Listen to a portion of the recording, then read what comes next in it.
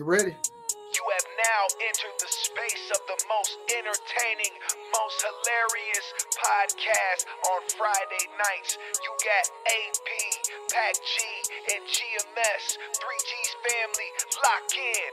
Let's go. 3G's, 3G's, 3G's, we the 3G's, 3G's, 3G's, we the 3G's, 3G's, 3G's, we the 3G's, 3G's, 3G's. This is the shit they've been asking for. 3G's, you have to know. Pour up a drink and pass the dro. Friday night's a classic show. Once a week we at your door. Guaranteed laughs for show. If you hatin', just watch the glow. Pay attention and watch the flow. AP the captain, he's steering the ship. A book in his hand, a gun on his hip. Packy say solid titanium bricks, vibranium shit. No phasing the kid. GMS on point, he ain't about to miss. Smoke in the air with knowledge and sense. Triple G's, where we at in this bitch? Triple G's, yeah, we at it again. 3G's, 3G's, 3G's, we the 3G's, 3G's, 3G's, we the 3G's. 3G's, 3G's, we the 3G's, 3G's, 3G's, 3G's, 3G's, 3G's, we the 3G's, 3G's, 3G's, we the 3G's, 3G's, 3G's, we the 3G's, 3G's, 3G's.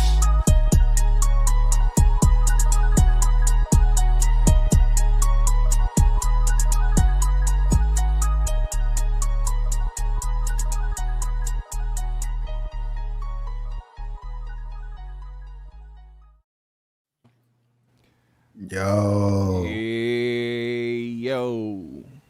What's up? I'll be turned up to that intro. I'm not trying to sound conceited or nothing, but god damn, that shit is hard. It really is. And it hits every week. It really is. I'll be over here rapping that every single time. Yeah, did that your shit. thing. The beat everything. As soon as it really drops, really. If we ever do a live show somewhere, pop up out of state to do a live show, I'm gonna perform that before we start. Yeah. It's Are you putting a live show in our in the atmosphere? future? Yeah. I want us to go somewhere where most people know us, set up at a venue and put some couches on stage with some microphones and just go in and do some interactive stuff too. Put a microphone in the crowd, have them ask questions or talk about stuff, go back and forth. That'll be You hear that truck stop? We coming to a truck stop near you. Jackson, Mississippi, dog. nigga, get ready for the 3G. You know, I did go see the Joe Budden podcast when I lived in Tampa. And it was Yeah. a fun experience seeing them live. Yeah. It was That'll fun. be It was dope. just them kicking it. That's it. Hey, my man said it's Friday. It's a lot of people's Friday. They ain't going to work tomorrow. Listen, I like the song with Friday in it. I like it just exactly the way it is. Just as ratchet and fucked up, it don't make no sense as it is. Mhm. You know, you just fucked us up though now with that prediction, man. That's like getting a bitch name tattooed on you. The shit destined to fail after that. No, that's not true. Like, if you know anything about manifestation, you speak it. You speak on, things tell 'em, into Teddy. existence. Let me explain something. Manifestation Mhm. only works for a very small percent of the people that's trying to manifest. Okay. Yeah. Well, it works for me. I'll say that. Because there's a million other motherfuckers that shit ain't did nothing. They we might always not be. talk about the wins. We never talk about the losses, nigga. Maybe they're not connected to the source like that. I don't know. Hey, I don't we know. we connected to God out here. Yes. Definitely Make connected to things God. God. Man, I ain't trying to be the negative motherfucker all the time, but somebody got to set the record straight. Nothing How wrong many with more motherfuckers was speaking good shit, thinking like, man, I'm just gonna keep my hope. I'm getting out of here. It's a nigga that been down for 40 years in jail. He got double life. Horrible. That's a horrible example, You G. can put chains on me. You can put me in a cell. Oh, That's a horrible Put me in example, G. solitary confinement. You can't lock my spirit up. Nigga, you going to die in there, nigga. Lock my body, can't trap my mind. They let me up out of here. I go to the parole board at 40 years and 20. No, what's today? It's sad, but it's true, bro. You That's how had it like, is. have you had Right. cellmates like that, Pac G, before? Hell yeah. Hell yeah. That nigga cell got a Yeah. real address on the outside of that motherfucker. He got a mailbox and goddamn 313 Got a mailbox Boulevard, and everything. East Oh, yeah. Boulevard Drive outside his motherfucker. This nigga got Nigga, vines you're growing gonna on die. Hey, outside the Quincy, cell. that nigga used to be like, every night, dog used to be like, young dog, because you getting up out of here, young dog. You gone. You hear me, young Yeah. dog? That little shit you got, that's peanuts. You hear me? All his stories buddy. ended like that. He Hey, like, no, yeah, I by mean, the yeah, time- think now, but you ain't gonna have to smell this shit forever, young man. You get to get out of here. I'm gonna be smelling shit. Think about that. God, Think about that's that. funny. See, I manifested how long my hair was gonna grow. Niggas thought my hair wasn't gonna grow past an inch. Now look, Do you get your manifestation. hair regularly twisted? Yeah, every like once every couple weeks or something. Not even a couple weeks. GMS. I Yeah. like, Don't I let like the people free deny form. you of your motherfucking power. Your strength is in your hair. I'm Yeah. just trying to bring some power to Don't all let- of us. You know what I'm saying? I want us all to shine. I want us all to be, you know, Listen. getting the fruitfulness of the labor that we put in on this show. man. Amen. I feel like this year Almost definitely, man. I have fasted and I have manifested so many things. And I've even told people, you know, like, hey, I put this in the universe and I just said, you know what, I'm gonna just get this money away with it because it's gonna come right back. And it come back. And that's Yeah. happened to me, you know, at least 4 or 5 times this year. And it don't be no chump change. You know what Yeah. I'm saying? And even like things having to do with my career and my job, stuff like that, I manifested my living situation, a lot of things. So, you know. Hey, that's real shit though. Yeah. Well, faith without works is dead, man. Yeah, I- so definitely. if you yeah. ain't putting no work in behind what you manifesting, then you just talking shit. Yep. That's the truth. Or is what you trying Really to are talking shit. manifest is against God. Like you can't manifest some evil shit. You know what Right. I'm saying? You don't think so? I don't think so. Like I don't think you could be like not justly, not without getting karma. You know what I'm saying? Mhm. You Yeah. can't be like, man, I hope this nigga get hit by a bus so I can fuck his bitch. That is like the Niggas be on ultimate that dirty kind of Mac shit, too. game. Niggas really be on that kind of shit though. Hey, the they Bible, do. David sent a nigga Listen, to war hey. to die on the front line in war so he could take his bitch. Really? I just King seen niggas David. call the police on a nigga and be like, dude, selling dope. And the police come bust his ass before you know it, that nigga fucking dude, bitch. And look, I done seen. I seen that. I think I told that I story on seen here like a couple years ago. You remember my Mhm. arch nemesis, White Boy Joe? Oh, yes. Yeah, We'll he never he did that. forget. He did that. Arch He called the nemesis. police on somebody who he was smashing this dude's girl, and Mhm. she kept going back and forth, and he didn't like that she was going back, so he called the police called on this the police nigga, on dude. got him raided. ass. He That's- was at his family's house. They raided his parents' house. They took all their guns. They took everything. Oh, that's he said, the I'm worst. locked them up, all that I'm shit. drop a dime. Hey, I ain't gonna lie. Hey, listen. Hey, from that moment on, you hear me? I'm gonna be like an enemy of motherfucking Bruce Wayne. You hear me? I'm Right. gonna get you, Batman. That shit was crazy. How long it takes? Listen, have you Nigga turned into have the y'all Penguin. ever read or not read, but have y'all ever like heard of The Secret or whatever? Like, which is all about the whole manifesting thing. Like, I do really believe like your words become things. So I try to like when my mind goes to like really negative places about situations or people, I really like check myself internally Yeah. a lot because I don't want to even put that out there, you know, because I don't want anything weird to come back because I done architect some weird shit in the world. So I believe it both ways, positive and negative. Like y'all ever see that movie Count of Monte Cristo?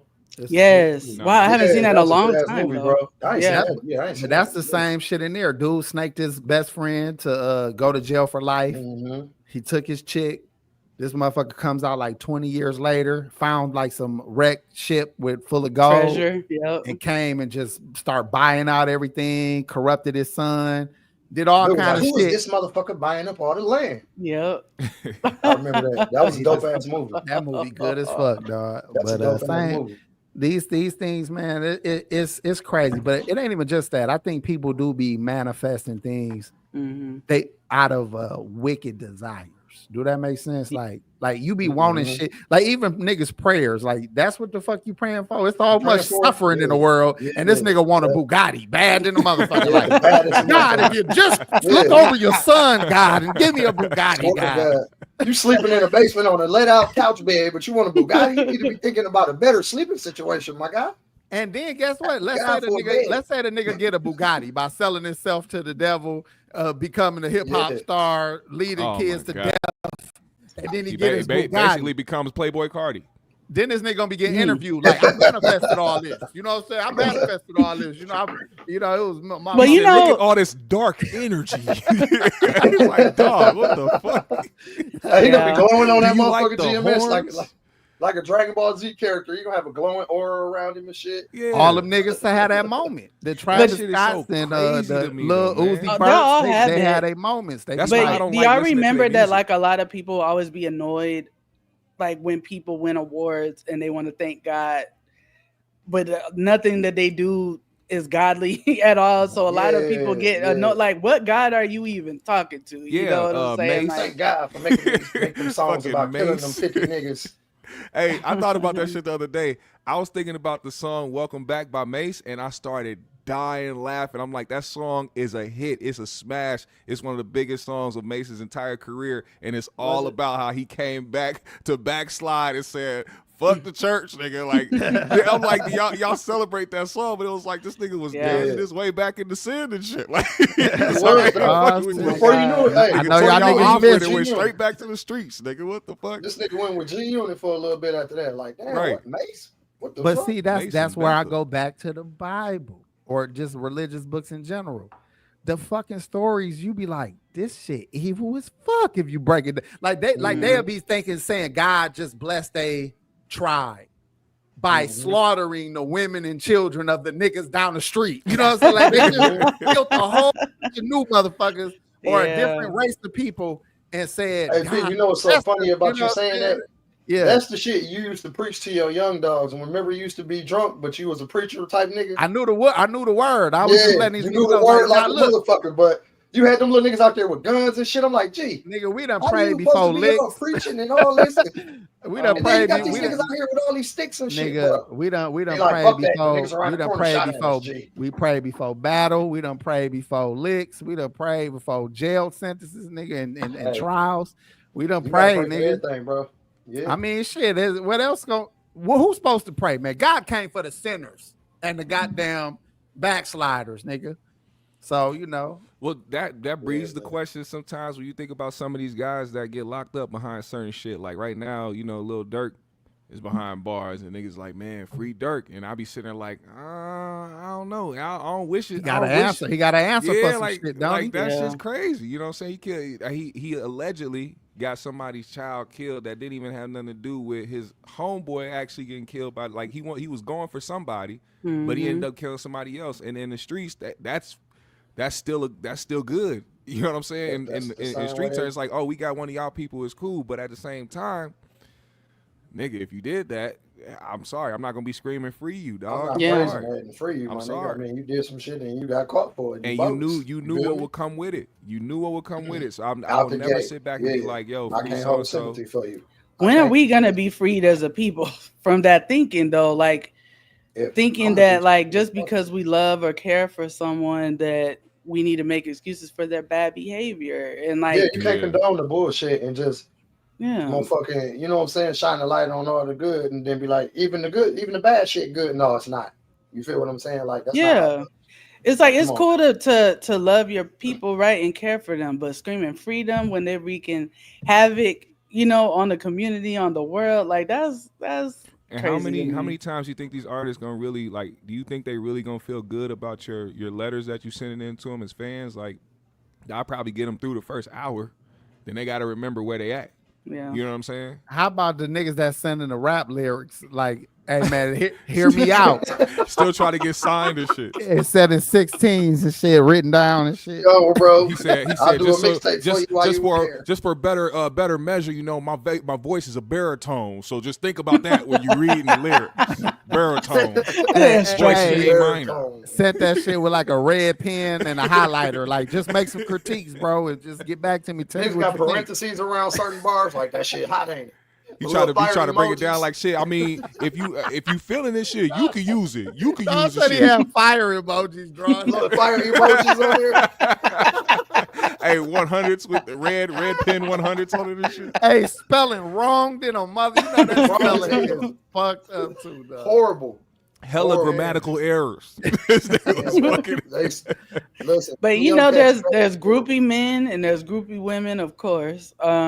You know, so when an artist gets locked up, they probably feel like, I have a captive audience here. I can write.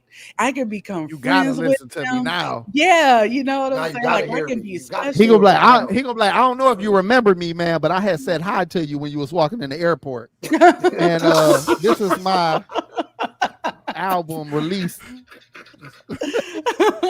They tell you a name. That's just some motherfuckers be too, bro. Remember that time I saw you at Subway? I said, that's Dirk. And I was with my baby mama, and you was like, And I "What's had up?" that pink shirt on, remember? Yeah. You know? He said a basic ass name. And remember with my my baby name, mama, he Frank. was like, "What's Frank. up?" It's like Your the basic security, ass your name, security knocked me out and they drugged me. I know Hey, that wasn't you, bro. I know woke you up ain't. on I know you Subway ain't sanctioned that. floor. Uh-huh. I woke up on Subway floor and my bitch was gone. You know where she at, by the way? I knew she wasn't right. You heard from her? I've been looking for her ever since. You heard from her? I woke up and my bitch is gone. It's crazy. Oh, my God. Dog, that's fucking That's insane dirty. on what AP. Yeah, that's nasty insane. work, bro. That's hilarious. Woke up and And guess what? He don't even remember. Like, yeah, that could have been Don't remember anybody, my shit, like, nigga. damn. That happens Yeah, all the you- time. yeah, brother. you one of my a many. bitch. He questioning himself like, damn, did I even go there with the bitch to get something to eat? He said, I don't listen, He don't man. even Honestly, know. I done took a lot of niggas bitches, man. So No, I hey, don't- the security guard leaned in his ear, like the one with the tattoo of his name on his neck. Oh, okay. Yeah, you little man. Okay, yeah, all right. You say You you big, little you big man. Mike's bitch. Big Mike's bitch. Hey, y'all remember him? That's fucked up, man. That's crazy. But AP, I know you had a question that you wanted to pose. Fuck, man, I got a question. You can never have the right time for these kind of questions. But I be having I don't smoke no more, but I have the moments where I have them high moments where I'm like, what the fuck? Why am I thinking this? Why do I need answers on this? So I was thinking about, I was watching some shit in Africa, right? And you know, like some mansions they had. I'm like, oh, that shit look dope. I damn near want to fly there. Then for no reason, I'm like, I don't want to fly. That's a long ass motherfucking flight. Like, it's a long flight to go to Africa. A long flight, yeah. So then I'm thinking like, man, I wonder is there any cruises to Africa? Because then you can kick in and parlay on a cruise ship. Then I was like, is that appropriate? Nigga, that'll be like. Is it okay to take a ship to Africa? Hell no. You know the No, type bro, that's of bogus, the type bro. of Think about that. ancestry stress that will be going through your body. Listen, all the G. spirits that'll be just taking over. Hey, your could you soul imagine and an African standing at the edge of the ocean like, Umar, they're coming. Started to go get niggas. 500 years, they have finally come back. They have finally returned our people. Mutulu, come here, please. And you get off the boat, they're like, cousin, is that you? Come here. They grab you by your face like this and shit. Like on Color Whole ass Purple. and nigga, shit. get off me. Yeah, whole ass nigga, get off me. You know, you a hood nigga from over here and shit. and you will never part. You done came Oh, back Gucci. Oh, my Maki, Data. Gucci. You been living in Chirac for so long and shit. They trying to give you all kind of African food. You like, damn, where the Popeyes at and shit? Nigga? What the Jerk 48, man? Goddamn, man. Bro, I'm just feeling like, I know it was a dumb thought, but I'm thinking like, damn, is that appropriate? But is it a dumb thought? I mean, it's a thought. You I ain't know? never heard about no cruises to Africa. I haven't even. So when you said that, I was like, are there boats that go? Seriously, because I haven't heard that. Now, there probably are. I just don't know like which country, you know, I don't know. Let's go to our expert on the matter, Spirit Driven. She said a cruise to Africa is fine. From Africa is the problem. It's an issue. How long would that cruise be? Do you think? God damn, that's a Couple long way. weeks, Think but about it- because if but you at least fly, you're comfortable though. At least you got it. Or if You you- partying and shit. You doing the motherfucking all the little line dances that niggas be doing and shit. You get to Or party if you on leave the from way another there. country, right? So if you fly somewhere, and then your cruise starts from there. It might not be long. Nigga leave like the UK or some shit. Maybe. I don't want to do them long ass flights though. I can't do more than 6 hours. That's even pushing it now. Yeah, that's the limit for me. That's I flew to Hawaii. I was like, oh my god. Yeah, that was Hawaii. That shit, goddamn. Even if you on a good, comfortable flight, you like this some bullshit. Like, man, this shit over with. And that was the second plane, like, because we took one from Orlando to like Dallas or something, and then from Dallas there, and it was horrible. Yeah, I'm never going to Grooms. Happy Turkey Day, Ninja. Shout out to Ace Grooms, man. Yes. Ace Grooms, happy Turkey Day, Ninja. Happy Turkey Day. We hoping that y'all eat abundantly. They got us once, AP. Shout out Hot One. I saw you in there. Not again. Never again. Not again, AP. No. And you want to go back? You want to go back? Why would you want to go back? What them niggas tell Nas 18 hours on a cruise? He said, you going to Africa? 18 hours to Japan. Is that a flight? Is that a flight? I would imagine. Yeah, that might be a flight. That's a flight. That's a flight for sure. Did you fly going business to class? Japan for CL? I you want to already go. know. When a nigga like, nigga, you can eat ass on. You can eat ass outside, AP. Like, you can do it. You ain't gotta. They got ass eating stores, nigga. He said it's clean, bro. It's clean there. This nigga said you get an ass served on a platter. Dog, they literally got ass eating stores where it's just ass sticking out of walls with the bitch picture underneath it. How you know that's? How you know that's her? And how you know it's a woman? You better know a paint a ball sack when you see one. Goddamn it! A ball sack is nigga ate a whole bussy and didn't even know it. There is not a nigga on planet Earth that fucked a male from behind and didn't know they was fucking a goddamn man. I believe if he still has everything. He went. I don't know. I don't. This already. Listen, I don't want to get into that. Okay, we won't get into it. Well, we're not talking about no shit like that on 3G's. This is a different kind of show. We're gonna leave that. Come on now, that's exit stage. Goddamn left. All right. So do y'all want to just get into the big topic then? Let's talk about. Hold on. Shout out to Wade Bird. Is this facts? He said there's a black cruise line called Festival at Sea sails to Africa. Oh, I didn't even know there was a black cruise line.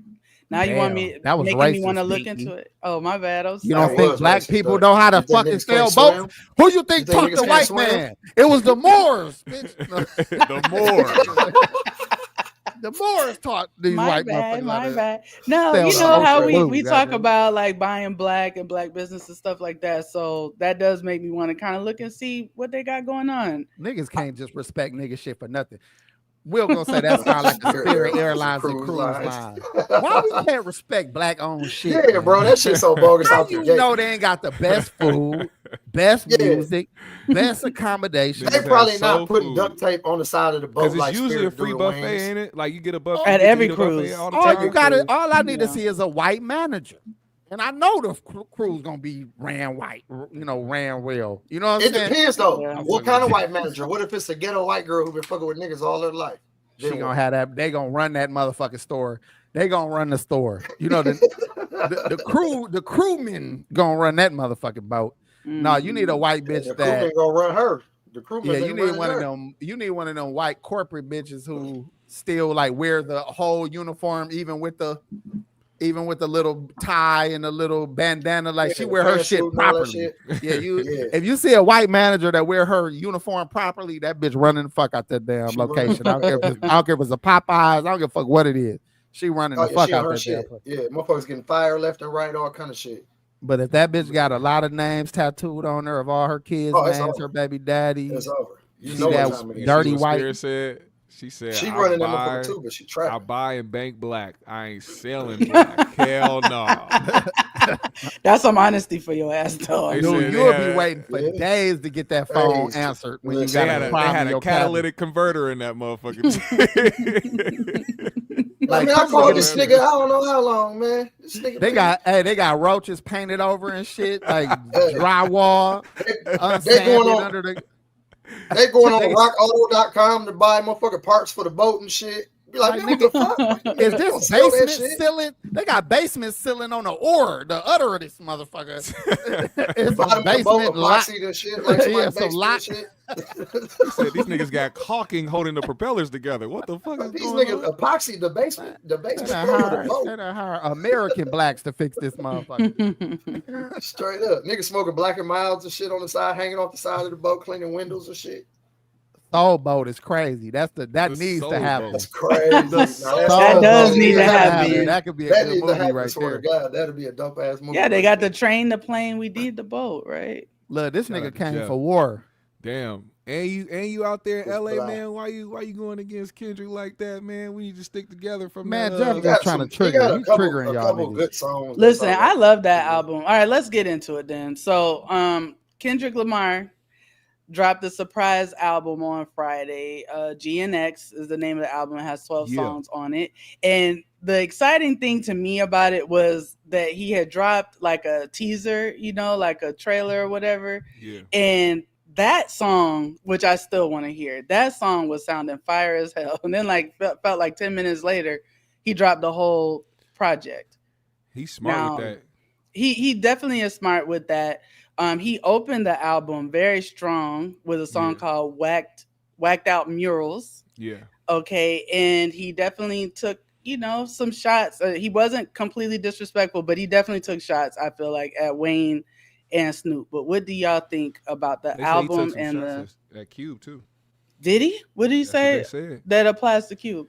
I don't think he called him out by name, but I think he mentioned something in reference to Cube, maybe, or maybe it was him dropping. Cube dropped the same day Cube he just dropped. dropped. Yeah. He So, dropped yeah, that the same and day. that definitely got drowned out by Kendrick. Oh, it definitely got drowned out. But I mean, that's nothing Hold on. negative to say about Cube. Hold on. What? That ain't them two conversations shouldn't even go together, man. What? If Cube dropping on the same? No, listen, Cube has a very specific group of people that will be checking for a Cube album. Mhm. Exactly. They gonna check for that no matter who drop on the Supreme same day. clientele, G. That's It what he ain't got. like the world was finna go crazy if Kendrick didn't drop that same day. Like, when nobody gonna know that Cube made an album every year for the last 20 years. You ain't even know that shit, did you? I was about to say, did he? Yeah, he did. He did though. Honestly. Like, he's still been dropping though. I'm Like, pretty I didn't sure. know. He Yeah. stayed doing music, so Got it. no one. He one of them niggas that ain't gotta worry about that kind of shit. He stayed touring too. So and he got. And why would there be a diss though? Why would there be? Yeah, that's what I think that don't diss make about sense. that? because during the battle he might have said something in regards to the Kendrick and Drake thing, but I don't know for sure. They just keep saying that he threw shots at. I will believe it when I see it. That's what why I it like was Kendrick this fans. what it was. They be trying to They said interpret that all that Snoop, bullshit he be doing.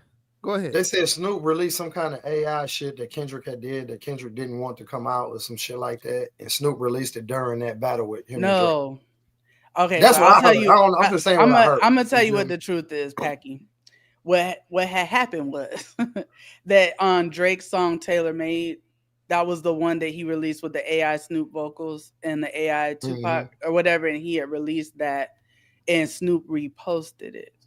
And so when Kendrick was rapping on Whacked Out Murals, he was referring to that track because obviously he's in the battle with Drake, and it's like, hey, you handed me, the crown or whatever, and I'm battling this dude. And you're gonna post the song where he's dissing me with that whack ass AI. He Tupac. said, "I hope it was the edibles." Yeah, I hope it was the edibles. You know what I'm saying? So it wasn't like he wasn't dissing Snoop, but just showing his disappointment. And he said he couldn't believe and it. Snoop just acquiesced and said it was the edibles. You the king. That's Y'all the didn't thing, mean to too. say Cube at all, or y'all? No, he No, said no, Cube. no. I didn't say said Cube. Cube because that was what was being said as far as the people he took shots at. I didn't hear it on the song, and I listened to the song several times. So He I don't definitely know. took a shot at Wayne though, and niggas is trying Well- to say that wasn't no shot.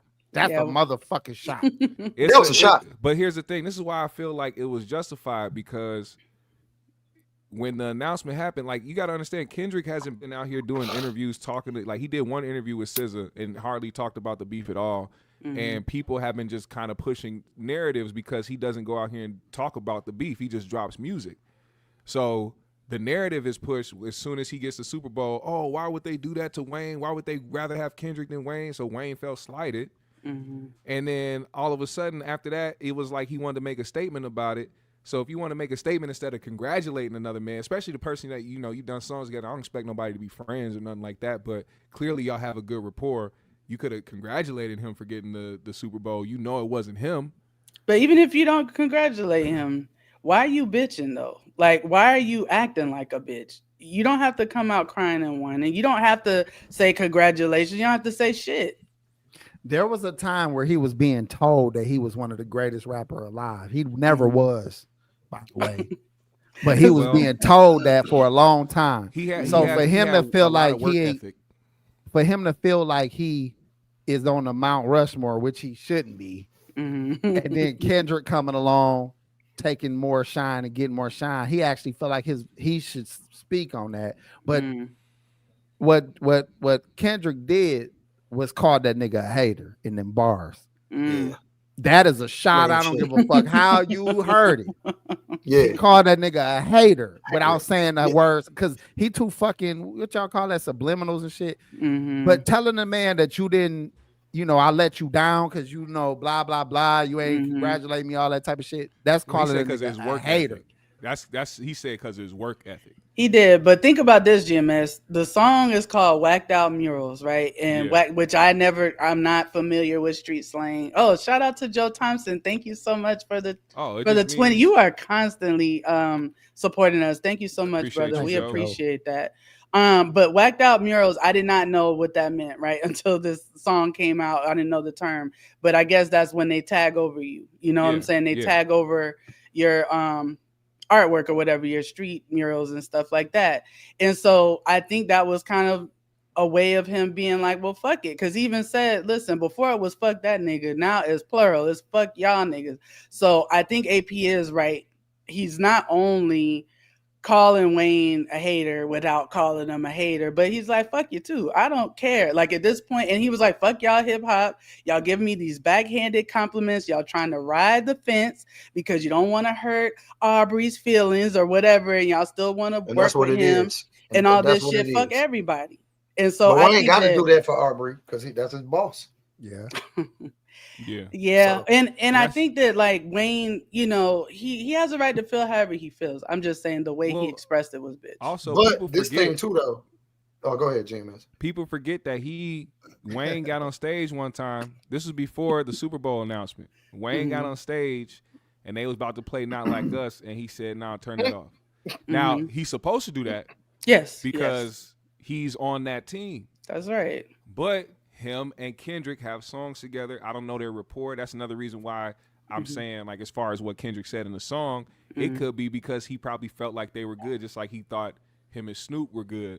Like, Snoop was the one that was on stage, and to me, I love Snoop. There's nothing Snoop could ever do wrong in my eyes. He's like the greatest superstar of all time, in my opinion. He's the most popular rapper of all time. You can't. There's no comparing it. No comparing. Definitely. Yeah.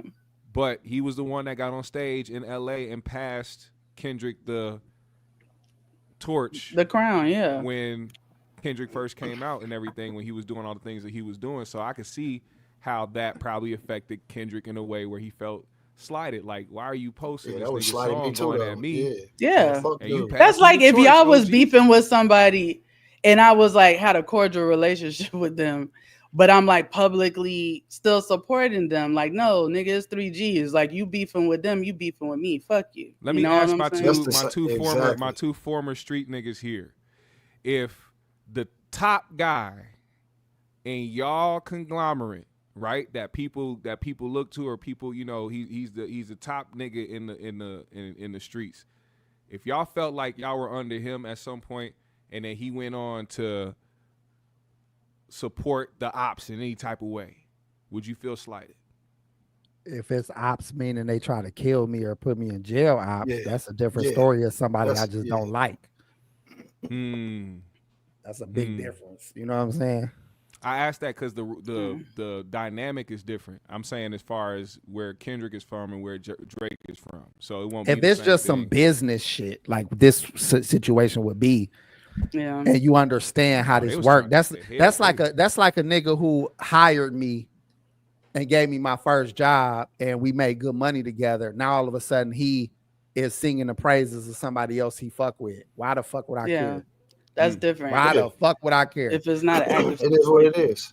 Yeah. So I don't think that's a big deal. And Wayne's never cared. I mean, you have to remember back in the day, Chris Brown and Drake went at it to the point where they was throwing bottles in a club, and that had to do with Rihanna back in the day. So they had a feud going on for a long time, and Wayne was damn sure still working with Chris Brown, standing next to him. He didn't care, so he's never inherited any of Drake's beefs before, but I don't think Kendrick would expect him to, I don't think he would care if a lot of clicks got niggas right in the clique that don't fuck with each other. Yeah.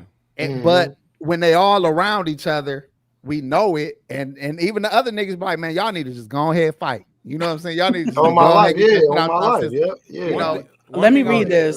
Sorry, let me read this real quick. Shout out to Swag from the past for the $4.99. He said, Wayne is Mount Rushmore. You tweaking AP with your big nose ass. Oh, Listen, Swag from the past. You about to set your boy up for failure if you think that nigga could do the Super Bowl. That nigga was finna have nothing happening.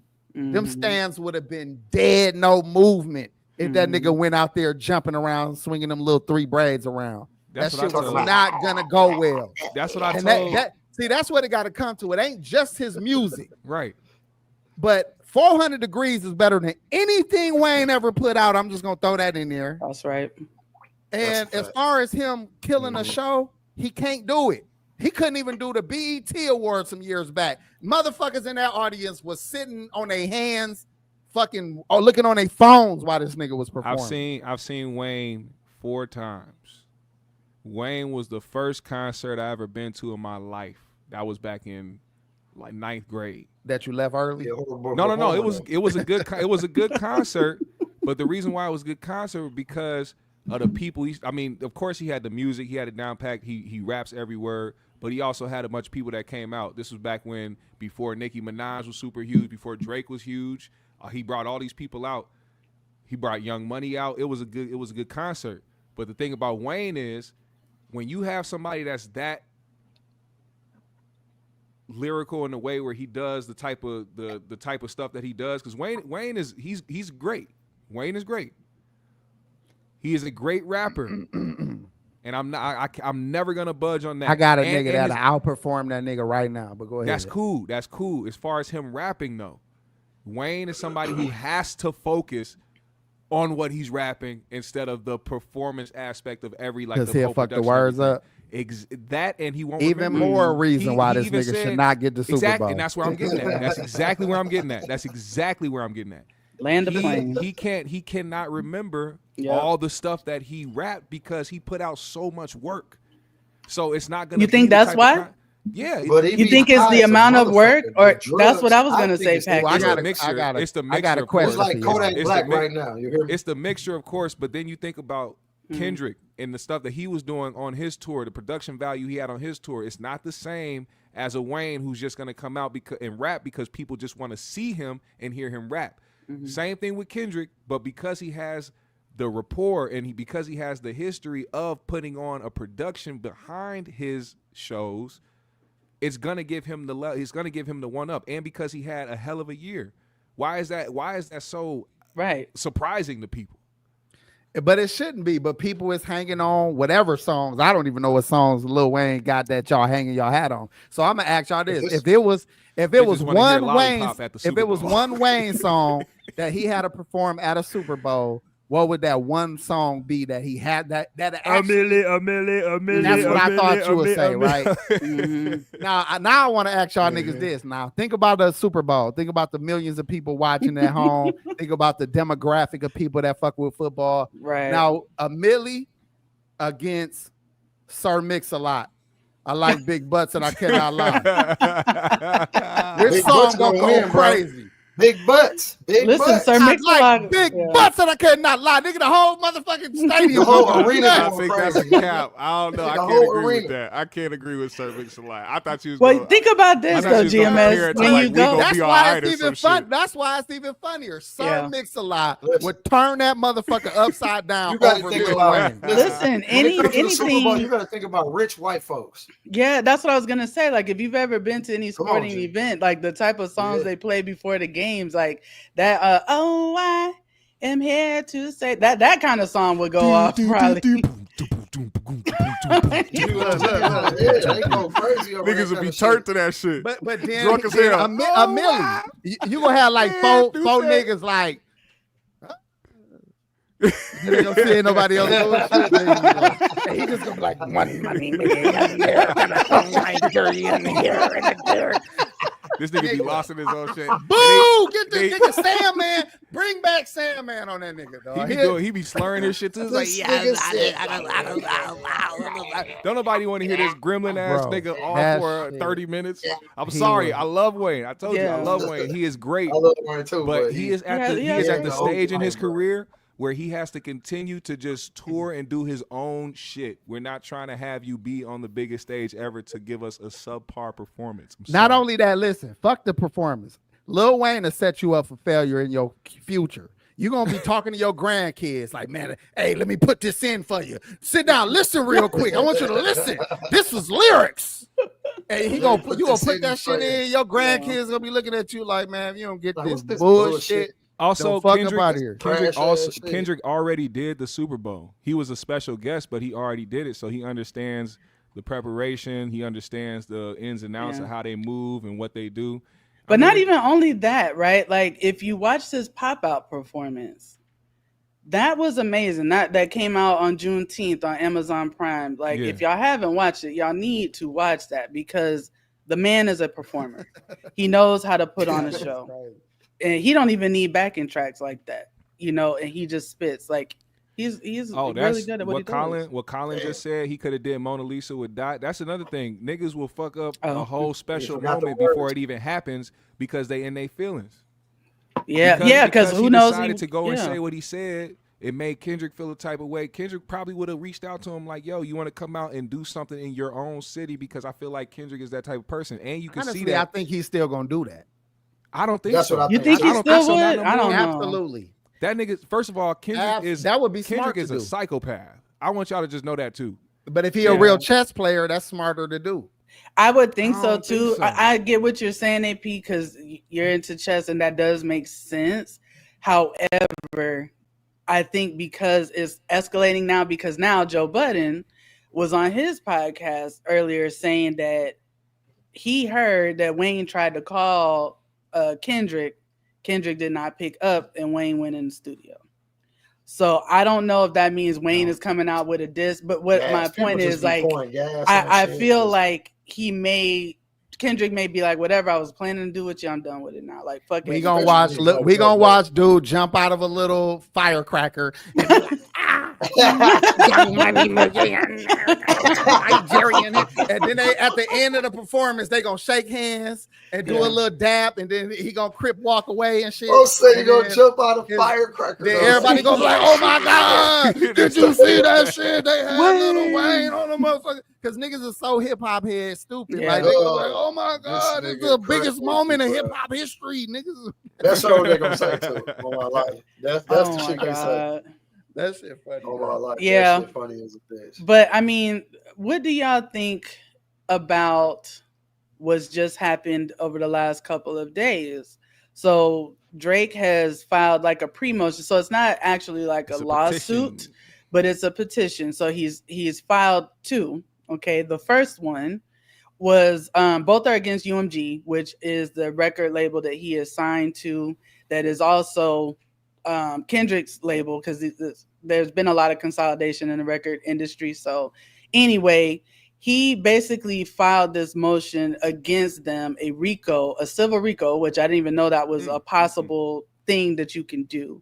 But he did that because he was saying that they were buying bots, to, you know, make Not Like Us appear bigger than it was. And they were paying social media influencers to push the song. And that's embarrassing. Listen, that is some embarrassing shit to say and do.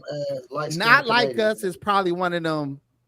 In a long time, it hasn't been a grassroots song that caught fire that hard since Sexy Red.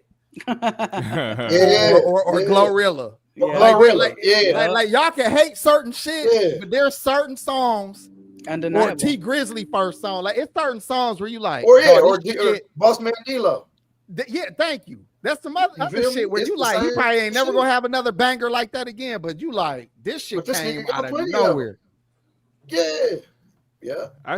What do y'all think about it? It's funny you mentioned Sexy Red because for some reason I have started to become accustomed to Sexy Red, not because of her music, but I'm like, oh, she seems cool as hell. She been seeming she does, cool. Yeah, she does. Her personality seems cool. She the reason why I always gave credit to Cardi, because I felt like these bitches are genuine as hell, dog. You cannot like they type, but I'd rather their type than the women trying to pretend to be they type. Right. Like a mulatto type, but people act like they not that type, but really are. That too, or you just grew up corny and shit, and you trying to take on these personas. Like these bitches live that. That's who they are. Love it or hate it, you know, that's who they are. You know what I'm saying? Love and Hip Hop Cardi was a fool, bro. She was 100% herself. Been no fool. Yes, I was watching her on Instagram right before. And money didn't change her energy.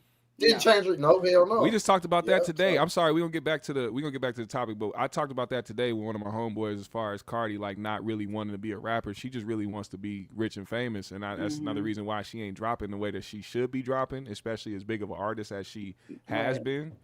Well, the problem is that Cardi, and I was thinking about doing a video about this on my channel at some point, but like basically the problem is that Cardi sits on Twitter all day long. And she deals with Nicki Minaj stands all day long. And it's like, girl, they don't like you. They are dedicated to not liking you. Now they have infected your brain, and all you want to do is argue and fuss and cuss with people that don't like you. Like, stop being so stupid. Like, just move on. Like, you know, so that's her problem. And now she's insecure about releasing music. But you're talking to people that hate you every day. So you're listening to the wrong people. I said, never cater to your haters, and that's what she's trying to do, and that's her problem. Make music to shit on them then. Fuck it. She's stupid for that. But back to the thing, the topic. When it comes to Drake filing, what's the first thing y'all thought of? Like when you heard that he filed this petition? Use a bitch. Oh my God, swear to God. He fucking his career up. But then that's another thing. People saying that he's doing it for a greater cause. I don't believe that he's doing it for a greater cause. I don't see the play on that. Does he seem altruistic to y'all? They're saying that the greater cause, Packy, is that because there's cheating, right, and things like that going on that he's alleging that UMG does, if he exposes this could help artists in the long run, right? Because then it's kind of getting rid of another kind of payola. You don't think Drake didn't have a machine behind him posting all his shit and bot using all these different drive? And this is my thing too, though. AP, he's fucking his career up. Listen, when Drake was up on top and popping hard as a bitch, wasn't nobody hating on Drake? Nobody. But so all of a sudden, Kendrick Lamar. All of a sudden, Kendrick Lamar, motherfuckers like, damn, this nigga going hard. This nigga this nigga that. Well, it's his time. That's why Public Enemy said, "Don't believe the hype, motherfucker. You don't believe you fell into your own hype, and you believe you really that nigga, dog. And they made you, and then here you are dissing a song that truly just took over. Like that took over niggas' spirits. You know what I'm saying? It wasn't shit you could do about that. And that's the thing. You could say it's bots. You could say it's bots all you want. You could even prove that they boosted the streams. The thing about him doing that is he's just gonna show that everybody gets their streams boosted. These labels do that, including for a reason. It works. It works for the public perception, and it works for people to go and actually listen and watch these certain artists. The thing about it is getting them in the algorithm. You cannot bot real life people enjoying a song. That's the one thing you can't do. That's right. You cannot bot that. People showing up. I mean, because that's a good point, GMS. Because think about it. Sexy Red had to cancel her tour or something because nobody was showing up. for her. They don't want to see her perform. They just want to dance, shake their ass to that music. But listen, that's the same thing with celebrities. Nigga, celebrities fuck with Not Like Us. Like nobody don't fuck with Not Like Us. Right. Mm-hmm. The president was saying the shit, or the vice president bitch was saying the shit. You know babies were saying it. Babies on, TikTok. And Obama wanted to put that on his music list that he dropped every year, all his favorite songs, but he couldn't. Summer list or whatever. He didn't want to do that. He didn't want to cause that type of rift. Get that shit out of here. But what I really want people to do is go back and listen to Euphoria, because as hot as Not Like Us is, and it is an undeniably amazing song, Euphoria is really the one. Like Euphoria is the one. Euphoria hard though. It is, and like actually, it tells you like the past, the present, and the future. When he's talking about Drake spiraling, we're seeing it. You know what I'm saying? This dude, it really is. He's spiraling. That's some cold shit what you said about that, because Wayne told Drake years ago when he first signed him, he said, just rap about, you know what I'm saying, your little high school crushes and shit, girls and all that shit. You feel what I'm saying? Being a smooth player. Said, don't get into this beef shit in this rap game. He told a nigga that years ago. I remember on his first album. See, exactly, Tasha talks. On his first album, I remember Drake had a song where he was like he was gonna stay out of beef, but of course, that's the one thing too. Some people don't like it. It's cool, but that don't mean that it's fake. That a lot of people do. You know what I'm saying? When something becomes bigger than life, it doesn't matter if you don't like it or not. That motherfucker took off. Yeah. So that's one of them songs that everybody coming down the street listening to. Everybody on the radio. Every time you go into a bar. Every time you go into I can't get away from this goddamn. I hate this shit. But you're hearing it all day. You can't get nothing about that. A whole lot of motherfuckers like Yeezys. I hate them ugly ass elf shoes. Thank you. You hear me? Yeah. I like some of them. It's the same instance. The only Yeezys I fuck with are Nikes. That's it. Yeah. And see, but it's like you understand that a lot of people like them. A lot of people like them. It died down for some people too. And I realized that I posted a video on my Twitter that went like super viral. It went crazy. They was reposting you. I saw a lot of people retweeting it saying, man, this song, I got tired of this song, and now all of a sudden just seeing this, and it was because of the crowd reaction. Like, that's one thing we have to admit. We live in such a follower society that people can watch people enjoying a song that's already been out that they're tired of, don't want to listen to. If they heard it come on, they switch the station or switch the song. But then they see how hype other people are for it, then it just regenerates how much like what they felt for it when it first happened. It's that's like why music got spirits to it, dog. If that shit hits your spirit, same thing with like church music. When you in the actual church and they banging some shit and you like, God damn, I think I feel the Holy Spirit. Oh, yes. Like, you want to run down the aisle, AP. Listen, hey, you running? I tell you, they running, I'm running with them. No, I'm telling you, because something come over your motherfucking ass. It do though, bro. It really does. I mean, I understand, that people, aren't feeling it, but I think he about to get another one like that, because that song TV Off, because I listened to the album straight through, of course, the first time I listened to it. And when it came on, at first I was listening to it. And when I saw the title, I was like, oh my God, TV Off. I know Hassan Campbell, if this is about what he's always talking about, he about to be happy as hell. Turn his TV off. And that is basically what it's about. So Hassan definitely got on YouTube and was like, I'm just happy, y'all. I'm just happy. You have to shout me out. Because we know that's his lingo. That is his lingo. Yeah, because I never heard that before him. Yeah, exactly. So, but that song, when it switches in the second half, and that nigga yelled, mustard. I was like, yo, did he just yell? I rewound it, not realizing I didn't need to because he was going to do it again. But it hit me. And then when I went online and I saw everyone retweeting mustard like that, I was like, I didn't need nobody to tell me that. All them niggas are supposed to be mustard. Everybody, like every TNT, was posting it. I mean, all kinds of corporations are getting in on it. That's the scary part for Drake. That's why Drake is filing the lawsuit that he's filing now, because it was so quick how all these big corporations were tweeting mustard. shirt with a bunch of different like memes and shit, just boosting the song, bro, boosting it. Everybody like, and it became a thing amongst everybody. People That's why making Drake videos, and he's used to that being for him. And I For tell him. people this: when Back to Back came out, bro, the reaction that people had and the reception it had was damn near the same as Not Like Us. Absolutely. The big entities were sharing back to back. They were quoting lines from this man's diss track towards Meek Mill. Is that your girls tour, world tour, whatever you was saying? All my life, he went crazy. He went in, and everybody was on that. Everybody was on that. That's another song that when you hear it, the crowd reacts. It don't matter how long it's been. It don't matter. Yeah, that's a fact. The same what she meant when she wants you to. A great song is always gonna hold its value, bro. I like big butts, and I cannot lie.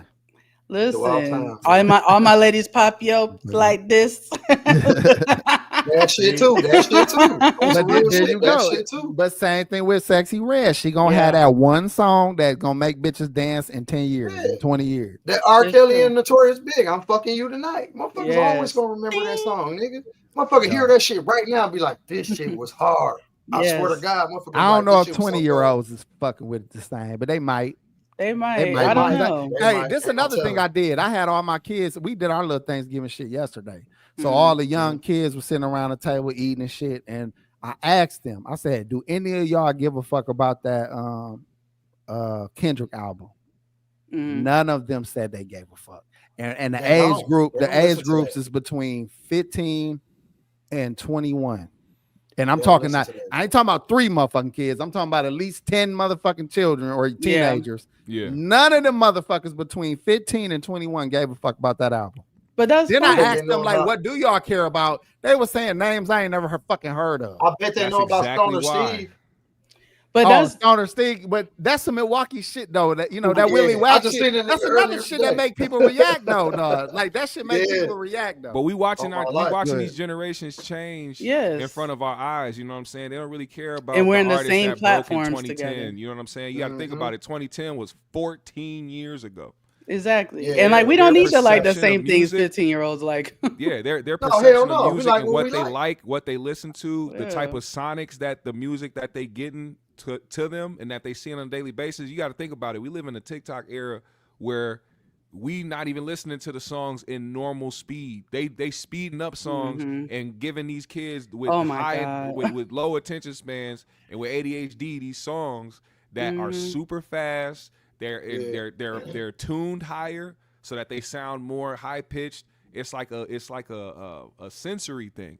So they're not consuming music the same. For sure. Oh, yeah. There's some remedial old niggas out here too that's trying to act like these young punks. They still trying to dress like them. They're trying to follow all the clothing trends. Like this is for these kids, man. Dress let like them have it. Like let them have that, bro. That's not. I don't want to see an old ass with all these motherfucking characters shit on you. You too old for that shit, bro. Yeah. I knew you was gonna highlight that like, shit. Anything like that, that's different because that's for our age. That's for us. You feel what I'm saying? Shit like that for us, my nigga. Yeah, I mean, and the thing is with social media, and I was thinking about this the other day, like usually we have some separation between the generations, but with social media, we're all together. We're all here together. So we have the teenagers, we have the early 20s, and we have, 30s and 40s and 50s all on these same platforms. And it's like sometimes I'd be seeing like my younger family members posting. I'm like, I don't even want to like that picture because I don't want her to feel like I'm watching her and what she's doing, but we're on this thing together. You know what I'm saying? But like, just because we're on this together, we don't have to share everything. I've been thinking about this lately too. Have we started to get into the realm of music where we're starting to get more artists that aren't going to stand the test of time, and the people that we came to watch and see grow in the music industry and the way that they've made music, those are the last of the people whose music is actually going to have longevity? No, I don't think it's the last that will have longevity. Meaning like people, from before. Is there. I think that we're going to go through like a burn it all down and build it back up phase. I think that right now it's becoming very almost incestuous, the music, because now they're sampling songs that are samples of samples of samples. Yeah. And so it's getting too much, so it's getting trash. It's gonna have to kind of be burned down and built back up.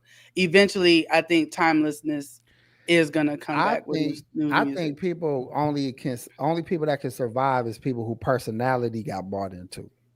Like a motherfucker gonna fuck with what's my guy? Lil Poopap. No, the nigga the wild nigga from Major Pain.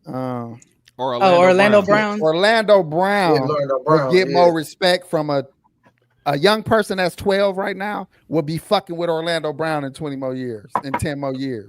Like liking this nigga, like seeing him on shit and be like, oh, this shit, Orlando Brown. He gonna be more of a celebrity than SZA. Like SZA, you put next to 5 regular black young women her age, I couldn't pick her out. That bitch look like every bitch I know. Like for real. Like I don't know. She is not. I don't. A lot of celebrities like that. Like you can't even identify these motherfuckers no more. Yeah. Well, let me ask y'all this. Getting back on the Drake thing. His second suit that he did the little motion for, the second one against UMG.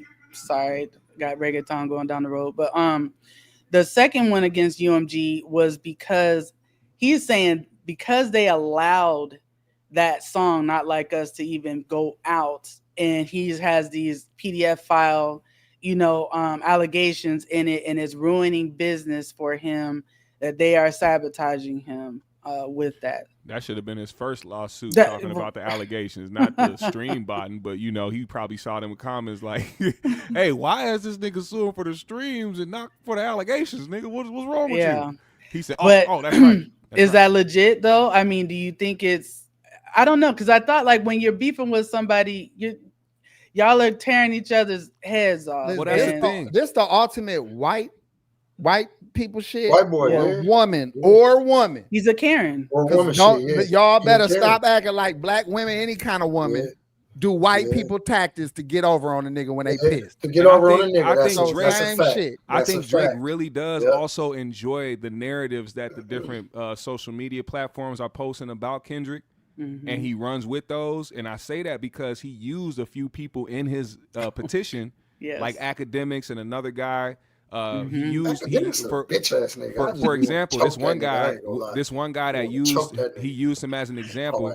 He said that he used him as an example by saying that Siri, when you go on Spotify and you say a Drake song or something that has to do with Drake, it'll take you to Not Like Us.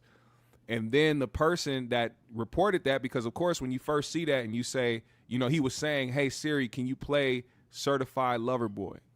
And it started playing Not Like Us. So everybody was like, "Oh, see, they're doing it." But Not Like Us has the literal lyrics, Certified Lover Boy in it.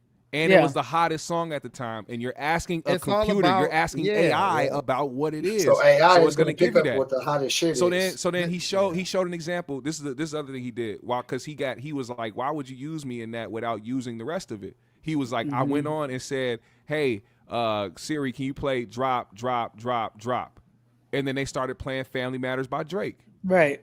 So they go because it knows the lyrics. Yeah, if you're saying the lyrics of a song and not the actual name of the song, Siri is gonna try to do what it can to get the best results. It's gonna figure it out. If I say play "Get Your Booty on the Floor Tonight," it's gonna play that song I was singing earlier.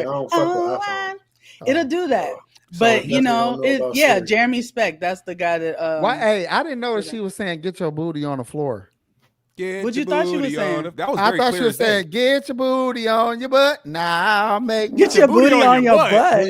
Man, I thought she was saying, "Get your booty on your butt." This motherfucker put ass on ass. That's what the fuck I thought I heard. Talking about ass pile on ass. That's what the fuck I've been singing along to. Are you serious? You been singing ass built on ass the whole time. Make my day. Now, make my day. I want make my day. A place to stay. Get your booty on your butt now. Listen, folks, why the fuck would they say "Get your booty on your butt"? It didn't never make sense. I didn't say I liked the lyrics. I thought the shit was cool, but I was singing along. I was based on what I heard. I was singing along with what I heard. I feel you. Oh my God! Why would they write that shit? Oh, but hey, another thing I want to say about that real quick. About how he likes the social media narratives and things like that. Drake, I feel like honestly thinks that some of the things that he can say about some of the things that was put out there by Kendrick, like his fans, the stands, the people that really ride for Drake and help push those narratives that they don't know are facts. Yeah. He will be like, well, because my extremely large fan base believes that Kendrick beat on his wife because I said so, then I obviously can't get sued for defamation myself. No, you can, because if you can't prove that Kendrick beat on his wife, and also you can't prove that one of his kids is his managers, then nigga, you can get sued for defamation. Why are you suing for defamation? And why are you even opening yourself up to discovery, boy? Like, because you know, lost very bad. He lost very bad. And like, but they can go through your stuff. What if this is a money game? Like, my money's so long, I can make this nigga spend millions of dollars to address this bullshit. I ain't gonna be hurting. I'm gonna spend 10 million. I ain't gonna give a fuck. He spent 10 million. His pocket's gonna be on, you know. But here's the problem. Here's the problem. It could be only going at UMG. So the fact that he's only going at UMG is gonna be his biggest problem, because these labels don't care how big you are as an artist. They're gonna make their money. And the fact that I heard about this too. I thought about the same thing. AI is about to come up in question when it comes to what these labels want to do, because they don't want to deal with these type of problems. AI can't walk into an office and demand $800 million for a deal. AI can't walk in and say, hey, I got a petition for a lawsuit against y'all because I feel like y'all botting shit. So if they can deal with that, if they would rather deal with AI than deal with one of the biggest artists in the game, because why would we need to cut you a check? That's right. We can make that money ourselves. Y'all gotta realize they gonna train these new Milli Vanilli niggas. Niggas ain't gonna be rapping their own shit. It's gonna be AI made music, and niggas just lip syncing and doing. They gonna pick the best dancing performers to lip sync. You're going back to the AI generated motherfucking music. That's the theory. 90s. That's the theory right now, is that Drake went into his label and requested a certain amount. He wanted to negotiate a certain amount. And because they don't want to negotiate that amount, they decided to cause disruption. And it resulted. Yeah, that's the theory. But I don't know. I mean, I think that Drake, he's definitely, his back is up against the wall. He is definitely looking like a fucking Karen right now. And he is showing that he is not like us.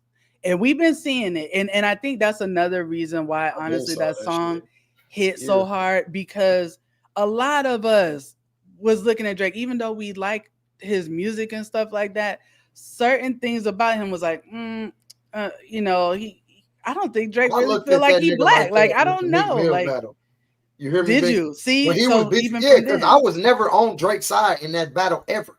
I always went with Meek in that battle. I don't give a fuck what Drake did in the battle. I always went with Meek, because you didn't come from the shit that you claiming you coming from. You not a street nigga like you claiming to be claiming, nigga. You not none of this shit, bro. So of course I'm gonna respect Meek over that shit. This nigga came from oodles and noodles. This nigga was living with the nappy ass braids, raggedy as fuck, a real hood rat ass nigga, bro. Yeah, the problem with the bottom for real, nigga. But the problem with Meek was from the bottom, now you here. Stop lying, man. You was a bitch. I don't respect that shit. You right, Packy. And the problem with Meek, because Meek was on the right side. If you really think about what that beef was allegedly about, right?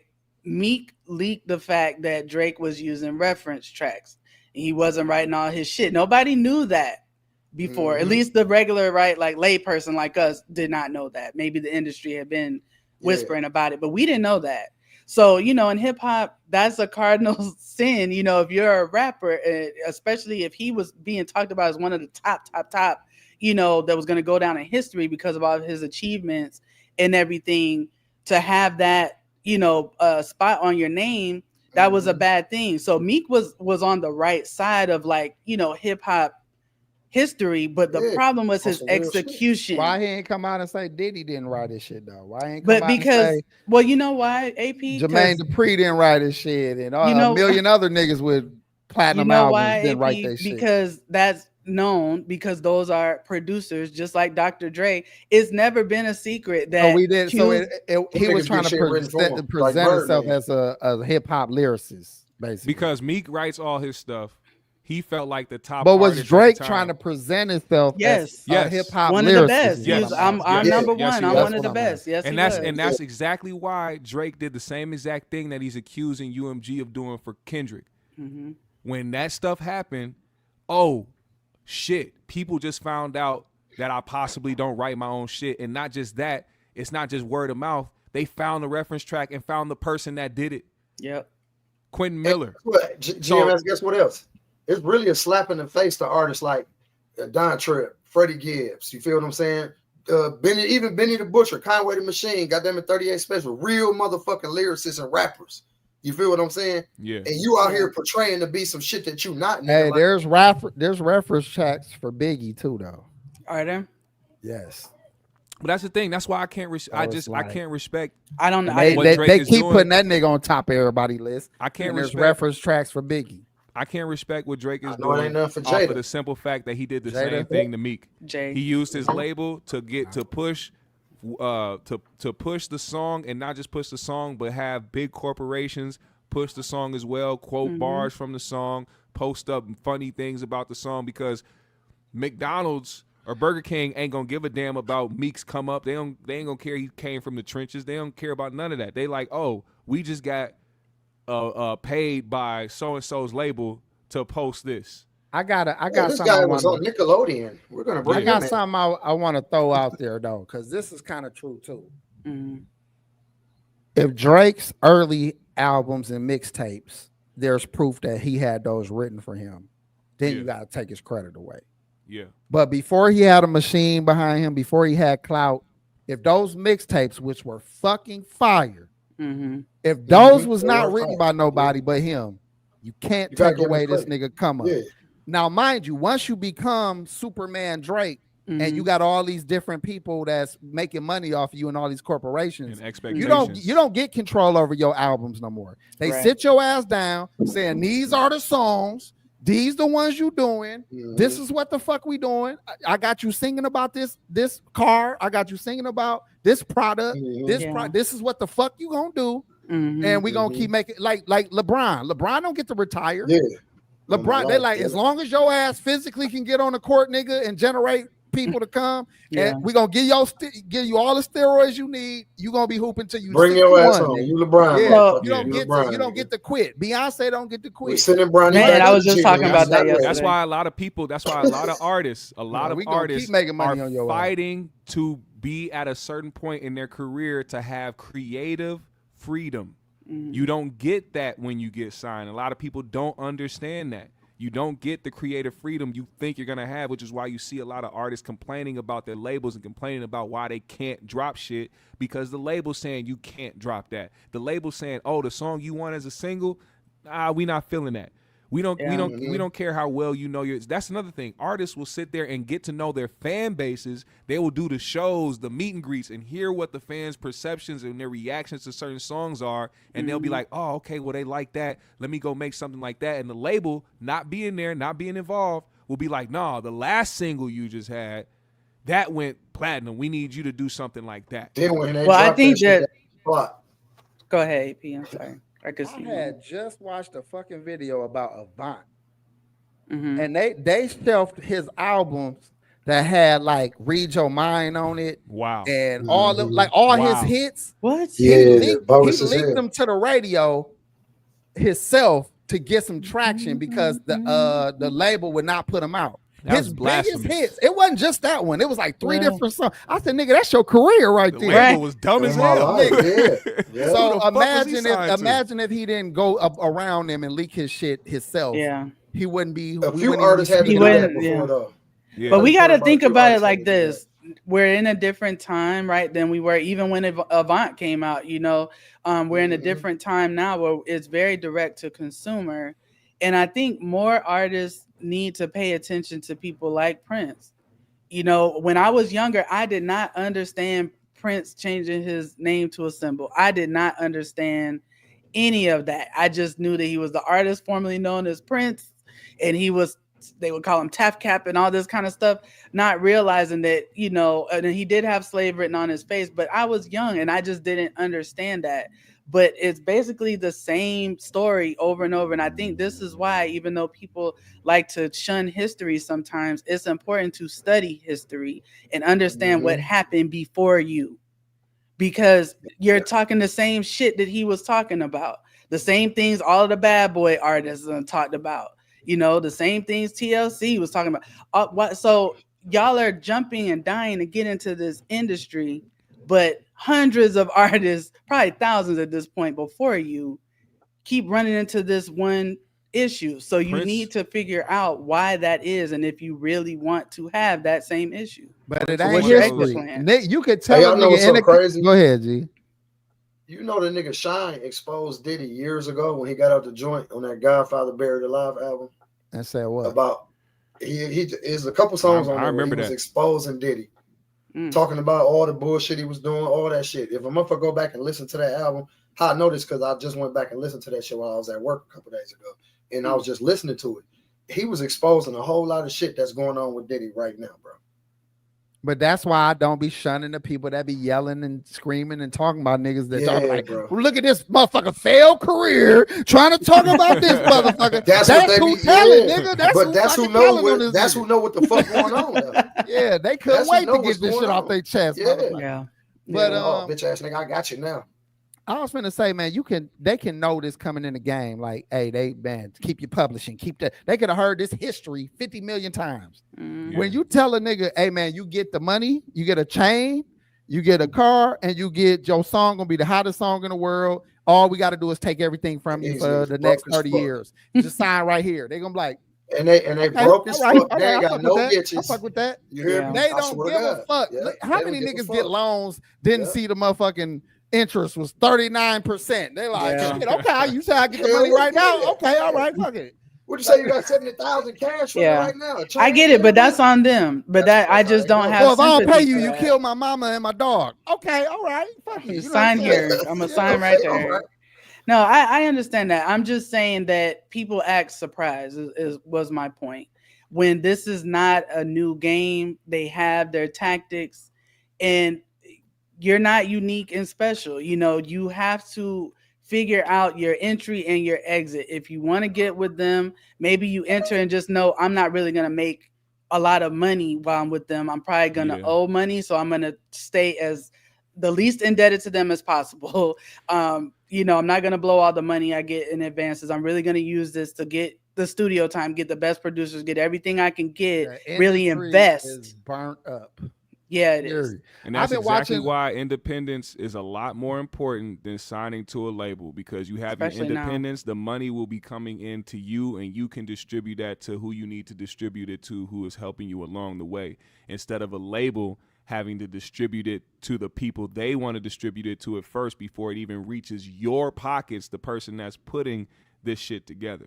People don't think about that shit. And then when they sign you for a certain amount, you got to recoup years ago on this shit. You got to recoup it. It's not a oh, we signing you for $1 million or $2 million and you have $2 million. It's we're giving you $2 million. This is a bank loan.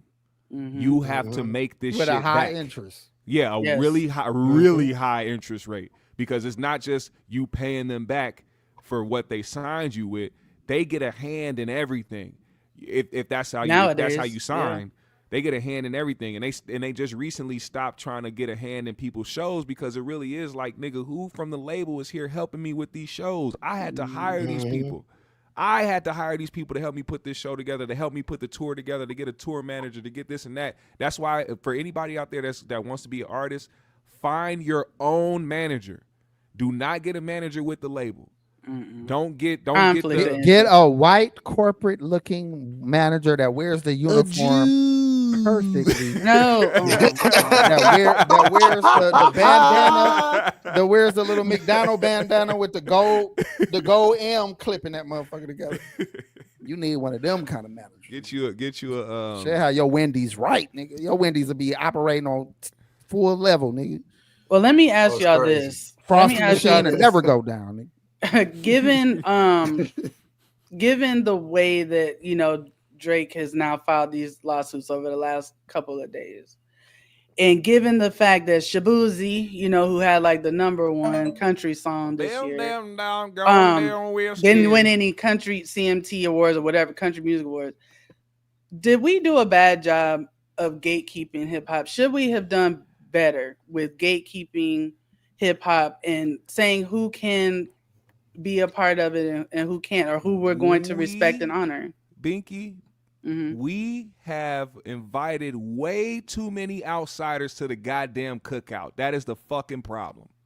That's what it seems like. Every time somebody outside the culture, every time somebody outside of our skin color does some shit that we deem is cool, they invited to the cookout, and we always want to get, because to us GMS. It's almost like voyeurism. Like, we like watching these motherfuckers pretend to be like us sometimes, or even pretend to act like they care sometimes. And then we be like, oh, no, it's cool. No. And then we get mad when certain individuals come through the culture and start abusing it and start doing shit only for the check and mimicking certain shit. That's why I stand behind certain people like Tyler calling out that Ian dude or whatever the fuck his name is, another white boy that came up trying to mimic niggas from the South to make $1, because he knows how profitable it is for a white boy to enter rap and start sounding like a Southern nigga, rapping the type of shit he's rapping, and then looking the part of a white boy. So people be like, oh, damn, I didn't know he was going to sound like this. All with the algorithms, it's all with how they attract people. And it's like a lot of people still care about genuine artistry, genuine music, genuine how people's approach is to something that they care about. So I champion that type of rhetoric, because I don't like when people come through and abuse music the way that they do, because they just want. I get it. If you want to make a living, and it's hard out here, it's fucking hard out here. So get it how you get it. I don't think we should like shun the white boys who I was just finna say that was their poverty. That's what they fucking grew up in. That's all it's they some know. Texas white boys, like Paul Wall, Louisiana white boys, like goddamn it, street Bubba niggas. Sparks. You know what I'm saying? You feel what I'm saying? But those guys, sadly enough, those guys aren't the ones that are being propped up though. Those aren't the ones that's getting the popularity. They're not though. The ones that are getting, it's the ones that are getting the popularity are the suburban white boys who are coming out here pretending. Are they pretending though? Like what? Yes. Are they making that sound like shit? I don't name a motherfucking a drill rapper that's white that's come from the suburbs. If you have a Southern accent when you're rapping, but then when you talk in an interview and you sound like Chad, there's a difference. If you don't have that Southern he has a accent, black accent. That's different. That's like a white boy only code switching when he come around other black people. Yeah, and here's the thing. I don't know who winning like that. Who's your example of the white boy that did that that's winning? The guy that I just brought up. Yeah. This white boy named Ian. His name is Ian. He's and with, what so song do he got that make him win? I'll tell you like this. Ask your kids. Ask your kids who Ian they fuck is. Around no ass. They gonna be like, oh man, he that white boy that's been putting out blah blah blah and all that. He's literally somebody we're not gonna know that. Like Ian is not a Paul Wall. I'll tell you like that. I got a question now. Devil's advocate. Go ahead. If a Jewish white man paid for the cookout, invited a bunch of niggas to it, then at some point find some white boys that can do and cook like the niggas cook, and start letting them come to the cookout, who is the one shouldn't be at the cookout to begin with? Or who should have their own cookout? First of all, so they can dictate how the fuck they have. Don't take the money. How it started, who organized it, shouldn't have organized it. I'm just saying, like this. At the end of the day, like Russell Simmons, they brought up Russell Simmons for selling out hip hop. He did not have power over radio stations when he came out. Yeah, he had to do whatever he could do to get his new form of music fucked with on a world stage, and he had to go through white Jewish music industry. He said, I really just enjoyed the talent that was on Def Jam. Mind you, there's new avenues, and there are people doing it on their own. Your Tech Nines, and I'm sure there's a bunch of other people doing it without the help of the industry, and probably making more money than anybody in the industry. Now, you talk about who champions who the fuck on all you hip hop heads? Why the fuck ain't y'all saying these niggas' names more? I don't give a fuck. Exactly. You know what I I'm saying? mean, But I'm why not a y'all ain't hip-hop saying head. their names? I'm not a Shit hip hop like head, that. but what We've I'm been doing it saying, for years. when I'm saying like gatekeeping, I'm not saying you can't make music.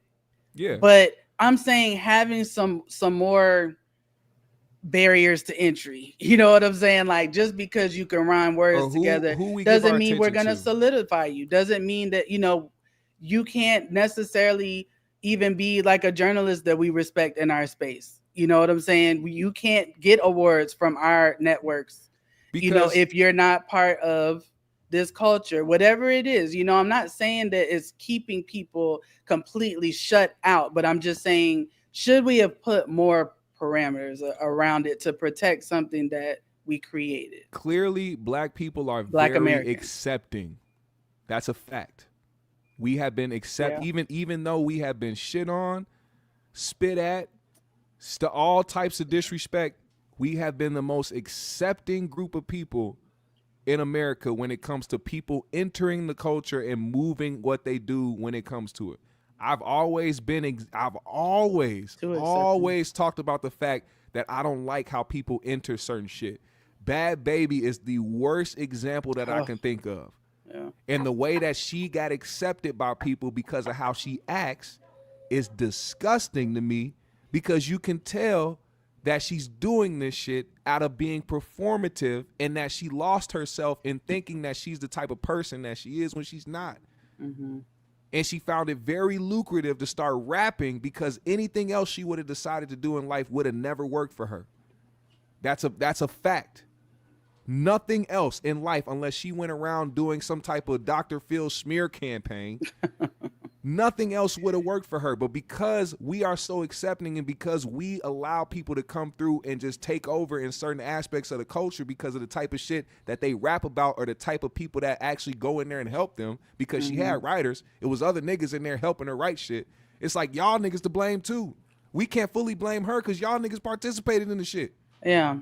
So what do you think it is about Black Americans that we don't really, we just allow things to happen to us? White ice is colder, and that sentiment is the reason why. That same black music that got stole, them niggas was singing it 20 years before the white man took interest. Yeah, and niggas wasn't interested because it was one of their own singing it, and they didn't have a white stamp on it. That's how the country music was. You can't keep blaming other motherfuckers. Hip hop would be dead in the water if some outside people didn't see value in it and didn't want to put money behind that culture. You think so? That's the difference, though. Hell yeah. The reason I'm asking, the difference between somebody putting money behind it versus people that are participating in it. Bro, let me explain something to you. Black folks have, through poverty, through slavery, through the traumas and things that happen to Black Americans, without the idea of success attached to it, the shit don't seem to last very long in this country. It don't matter what it is. If success does not follow it, people lose interest in it. If you don't see the money behind it, if you don't see it producing that dream of wealth, niggas don't respect it. A nigga could be the coldest rapper alive. If he broke, niggas is not gonna give him credit. They'll say Lil Wayne the best. But okay, so are we gonna neglect the fact that a lot of the guys that came up in, like, before all this happened, a lot of guys started to come up in a way where they were actually giving their product out to their neighborhoods before they got it to the record labels. They were getting big in that way through word of mouth, through tapes, all that. Let me explain something to you. There's a bunch of unsung heroes that had that neighborhood, had that projects rocking, but they didn't get no national credit because they didn't get no money. Yes, because the machine. Listen, this is what I'm trying to tell you. Without the money, without the show me what you're doing is going to get you famous or rich, we're gonna forget about you. It don't matter what you had the streets doing. If you got signed, now we fuck with you. If you got money, now we fuck with you. If you got the car, now we fuck with you. It don't matter what kind of work you did. See, but I think we're talking about two different things when it comes I'm to saying the same thing. I'm saying as far as I feel like you're talking about the record labels and things like that, the people that actually put money behind it, that don't look like us, that put money behind it, that actually saw value in rap, versus people coming into the industry, certain white individuals or people that are not of our culture coming into the music industry because they found it to be lucrative now. Because it's lucrative because of what's happening and how it's grown, now they find it lucrative to join in and not actually be authentic in who they are because they see that they need to act a certain way or rap a certain way, sound a certain way to become profitable in the industry of a culture that's not of them. And then you start seeing people like Post Malone or people like Machine Gun Kelly go to rock music and go to country because now they want to do what they want to do. Because the lucrative side was them to come into rap because they were white boys who could rap or white boys who could make music of the genre. And then once they got to the point where, okay, I got enough money, I got enough fans, I'm gonna start experimenting into this lane. A lot of black artists can't do that. When Beyonce, one of the biggest artists in the fucking world, decided to do country, what did country music do just now? If she did good, no, listen, if she did good country, they would embrace. That's her. not true, AP. Dude, Hootie and a motherfucking blowfish. AP. Goddamn, Darius, whatever the fuck his name is. The reason I'm saying is Hootie and the blowfish was not country, but they accepted the fuck out of the nigga. You know what? They only accept Kane Brown. You come with some good music, because don't just say shit. If you come, I'm not just saying shit. I'm trying to say shit right now. Go ahead. Thank you. I just mentioned Shabuzi, who had the exactly. So while you telling me I'm just saying shit, you don't even know what the fuck going on. Tell me about Shabuzi. Shabuzi has that bar song that is like the longest. It's tied for the longest running #1 song in country music. He's the black dude with the dreads. I know you've seen him. Everybody in the bargain. So the point that I'm making is that he's had the biggest year in country and got shut the fuck out at the Country Music Awards. At the Country Music Awards, he didn't win not a single award because he's black. Beyonce had the best video of da da da da da da. The streets talk. Let the streets talk. And get shut out. What I'm saying is, music awards. What I'm saying is, the awards never meant shit. No, they don't. The 5 mics in the source never meant shit. Who playing this shit? Who turning up to this shit? Who's playing this shit non-stop on the radio? His song is well accepted in country music. You're right about that. If you want to use the awards as your litmus test, then you got to use the same logic on the all the people that got snubbed in the Black Entertainment Music Awards. They pick who they want to pick to try to push who they want to push, and the streets are like, they won bullshit. You know what I'm saying? We don't accept those things. But if you have the longest running #1 white country song, boy with a pickup truck is probably playing the fuck out that song. Is my point. Yeah, they are. But what I'm saying, AP, the whole reason that I brought this conversation up, right, is because that's the industry, right? That's the machine, so to speak, right? The awards. That is what dictates, I guess, who we accept and who we don't, in a way. Then Beyonce and what I'm saying, even though they didn't accept her. I don't think she got nominated. Yeah, she did. For anything. Bitch was at the awards with her stupid ass country hat on, cowboy hat on. I don't think she got nominated. The only reason why I don't think she got nominated was because a lot of people were up in arms. A lot of people were up in arms that she didn't get nominated, and they were just like, well, forget them, then go to the Grammys. The Grammys is really what counts anyways. And so she did get a lot of Grammy nominations, but no, she was shut out there. She wasn't even nominated. So my point is, I think that they are doing what I think maybe you should do in a sense, which is like, I kind of feel like you're playing with our genre and you're not really like in this. So just because you made an album with some twang in your voice, we're not fucking with you. That's basically what they're doing with her, whether it's right or wrong. I'm just saying. Well, somebody said, well, wait. It might be the way to be successful because niggas do it in all kind of fields. You know what somebody said? They go in there and corny the fuck up. A country singer actually made a statement. A popular country singer, I don't know who it was. I forgot his name. I don't pay attention to country. But they quoted what he said. And to me, he didn't sound too wrong at all, but also you kind of see where they coming from with how they deal with certain people trying to cross over into the genre. He said it's no problem. He said it's no problem with Beyonce making country music, but can she come over here and do some country things? Can she do this and that? Can she come over here and basically coexist with us and not just make it as a thing where she's just making country music? It go back to living the lifestyle. Now there's white boys who are hip hop fans. They might grow up in the suburbs, but they only listen to hip hop their whole fucking life. When they go to their dance, when they go to their little homecoming, put on the most ratchet shit you can find. They gonna rap every motherfucking word with all they heart. Swear to God. And not miss a beat. Yeah, and not miss a beat. And now when they make music, they like shit. It ain't hitting if it don't sound like my favorite artist, who is this nigga right here. Yeah, so they're gonna make music based on how their favorite artist sound. So most people tend to rap how their favorites are. So you're saying we shouldn't gatekeep. We should just keep it open. Let's clarify it. Because we got to clarify it. Somebody who is truly trying to be a spoof of a culture is different than someone who truly is a part or appreciates the culture. And so you should find the truth behind that before you label it. I'm not saying they shouldn't make rap. That's not my interpretation. I'm not saying that they shouldn't rap or even get involved with rap. My whole thing is pretending to be something you are not for the dollar and putting out a certain stereotype or putting people in a position to feel like they can do the same things, which makes a mockery out of our entire culture of the music. In my opinion, if people aren't taking it seriously like they do on the other side of different genres, we're always going to be looked at as a joke. We're always going to be looked at as people that don't take stuff seriously. We're always going to be looked at as monolithic because like Tekashi, will he be a good example?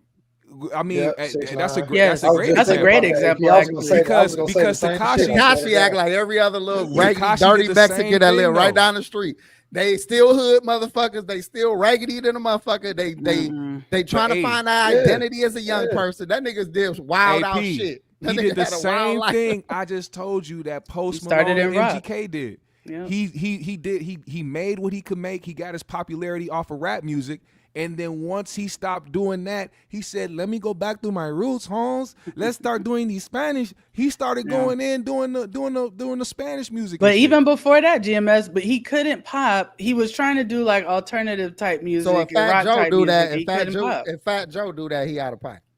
No, because Fat Joe came from Puerto Rican as a motherfucker. He's always blended the He's always but he always been, because that's the Puerto Ricans came up with the niggas in to me. Fat Joe came up in an era where he had to be a student of the game. What is Uzi Vert? He just a little weird ass nigga. His mom and how come Tekashi ain't a little weird ass nigga? What makes Tekashi is a weird nigga. Look, he got rainbow hair. Different is what make Uzi and he got rainbow hair. They both weird. They both weird. Listen, I don't know. I asked a simple question. What makes them different? This nigga wears spikes on his motherfucking chokers and shit, and goddamn spikes on his head. Yeah. What make him and Tekashi different? One got on the stand and sent a bunch of black niggas to jail. The other one is out here doing this.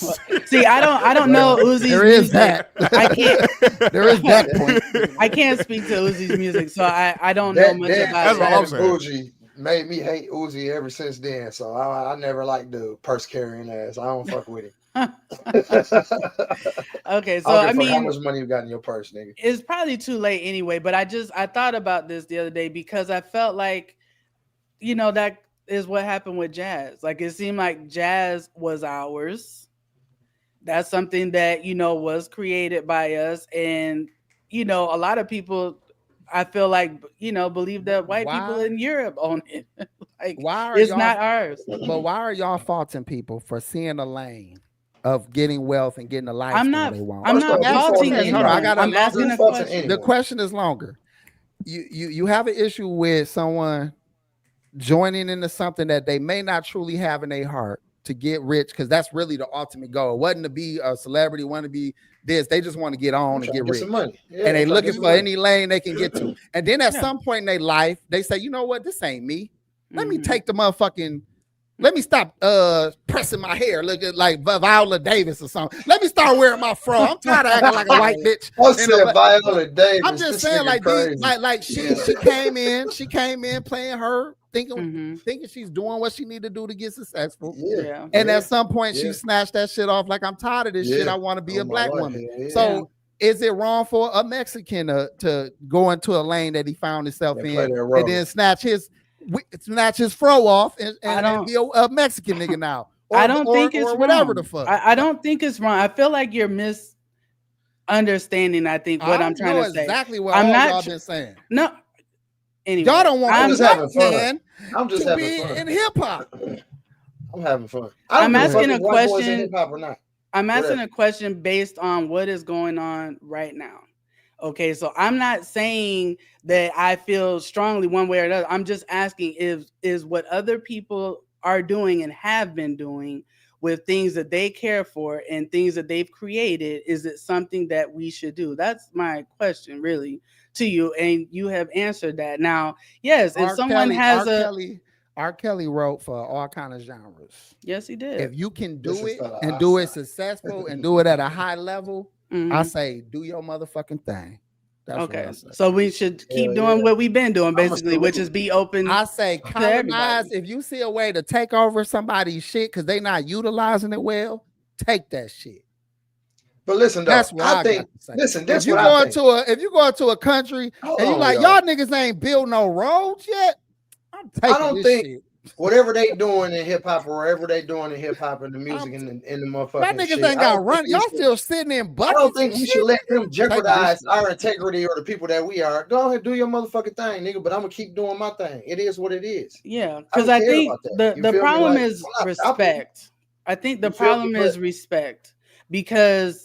Yes, you can come in my house, but you better wipe your motherfucking feet and take your shoes off before you come in. I mean, it's a different level. House You're not gonna cross the line. If I created it, it's mine. That's what we gotta talk about. Okay. Whose house is it? It's mine. Whose house? Why wouldn't it be mine? Because how is it your house? Because I built it. How did you build it? Like what tools did you use? I worked. Did you use I bought the lumber? Did you use the synthesizer that you niggas made? Did you use the James Brown beat that he used and the white dude did the organ on the motherfucker? You took the organ and made your beat with? Did you use the white man radio? Did you use the white man microphone? Like what tools did you use to build your goddamn house? So everything has to be built by me? No, everything doesn't have to be built by me for it to be my house. Can I just walk up in your shit or do the bank own your shit? It's still your house, whether or not you built everything in it. I hear what you're saying. So that's all I'm saying. So I'm just saying. But if it's my house, the evidence of that will be shown in the power that I have over my house. I agree with. And if there's no power over that house and they still have to ask for everything, our question is it they motherfucking house. So we gave up the power too early. You're right. And never had it, in my opinion. That's what I'm trying to say. Never had it. So it's same thing if I see some young dudes in the neighborhood that play cans. This some black made hood ghetto shit. Niggas playing cans all day. I love cans. And I said, man, I'm gonna make a motherfucking can league. I'm a white man though. I'm gonna make a motherfucking can league. I'm gonna televise it. I'm gonna put these dudes on. I'm gonna make them famous. They're gonna have shoe endorsements. I'm gonna give them this. I'm gonna get like N1. Great fucking point. I'm gonna do this. I'm gonna do that. How many years have niggas watched their kids play cans and not one time said, "Let me make money off"? Let me make the cans league. I was just let me make these young poor black kids rich. But if a motherfucker come through and he got the money, the resources, and he can do it, and he gonna do it, or the fascination with it, the appreciation of the culture. Hey, hold on. That's a good point right there. I'm glad you brought up N1 because I talked to the professor earlier. Shout out to the professor. You talked to him? If y'all know who the professor is, he was an N1 street ball legend. We know who that is. White boy who came in. 2 and 1. He came into a culture that was not of his, but he showed his ass. And he went in every game and he proved himself to be somebody who was authentic with what he had going on. So it's never about just a white boy entering something and you just being like, oh, you white, you ain't supposed to. Nah, if you actually give a fuck, like Mac Miller, when we talking about music, Mac Miller, somebody who really appreciate the culture. Rest in peace, Mac Paul Miller. Wall, somebody that really appreciate the culture.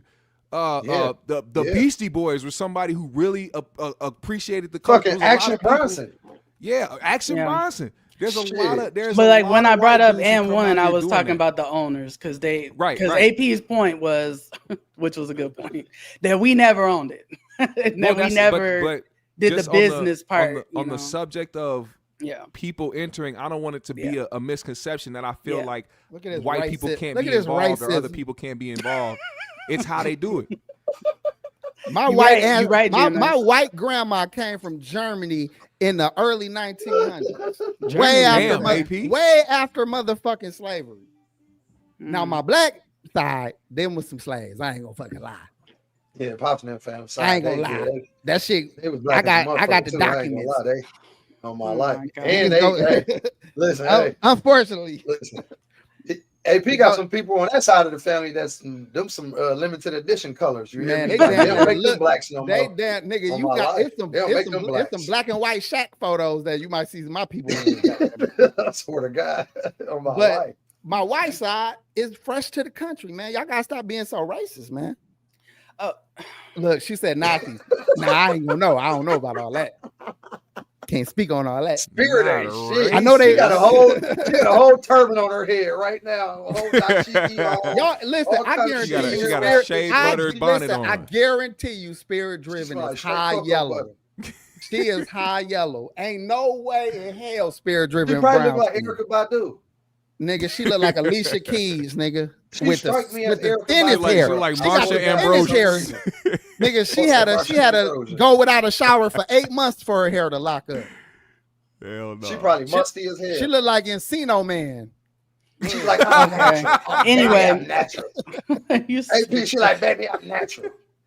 Okay, so I like this comment here from Copacetic Arts. Copacetic said the Tyler Perry route makes more sense than any rapper ever. Laughing my ass off. I agree, actually, Copacetic Arts. And the fact that you brought up Tyler brings me to something else that's been going on. So Katt Williams actually recently purchased an old military base out in Alabama, and he said that he wants to build studios, and he basically wants to actually. He said that Tyler, can't do it all, so to speak. He doesn't want to put the burden all on him. So he's kind of following those footsteps behind Tyler and 50 Cent. So what do y'all think about, more of our successful black millionaires trying to be business minded and create? That's a congratulations. I hope they put all their shit on American New Dame Dash Network. Like, oh, fuck with you. Or make some kind of deal with them, right? We don't talk about those two things. Years ago, about 3 or 4 years ago, Killer Mike did the same shit in Atlanta, and also Young Thug did. But people don't talk about that kind of shit. Yeah, people don't talk about it. Killer Mike actually had a Netflix series on TV. Oh, I saw that. How to live. Yeah, but he bought all of that motherfucking land. And Young Thug did the same shit, and they building their own communities with all of that land. You niggas used to play cans back in the day. Shout out to K. Shout out to K. Shireen. I never heard. Oh, Shireen. Sorry, my bad. I never heard of cans until I met my fiance. He's from Milwaukee. I had fun playing that ghetto shit. LOL. Happy Thanksgiving, 3G's fam. Appreciate you. Happy Thanksgiving, fam. And hopefully I said your name right. I don't know if it's Sherry. Shireen. Hey, cans is real Milwaukee shit. Niggas in Chicago play cans too, though. So. But what do y'all think though about the studio? Oh, hold on, hey, Sean Mims. Damn, thank y'all for all this love tonight. 1999, Sean Mims. Go ahead, we need a soundboard so that when people do the 1999, we play like the first part of that Prince song. Hey, y'all hear that? Yeah. This motherfucker plays some 70s porn music. This nigga, it was a nigga with a handlebar mustache giving a bitch back shots like hell to that song. Nigga. What the fuck was that, Binky? Swear to God. It was on my soundboard. I never played it, but I have like 4 sounds programmed in there.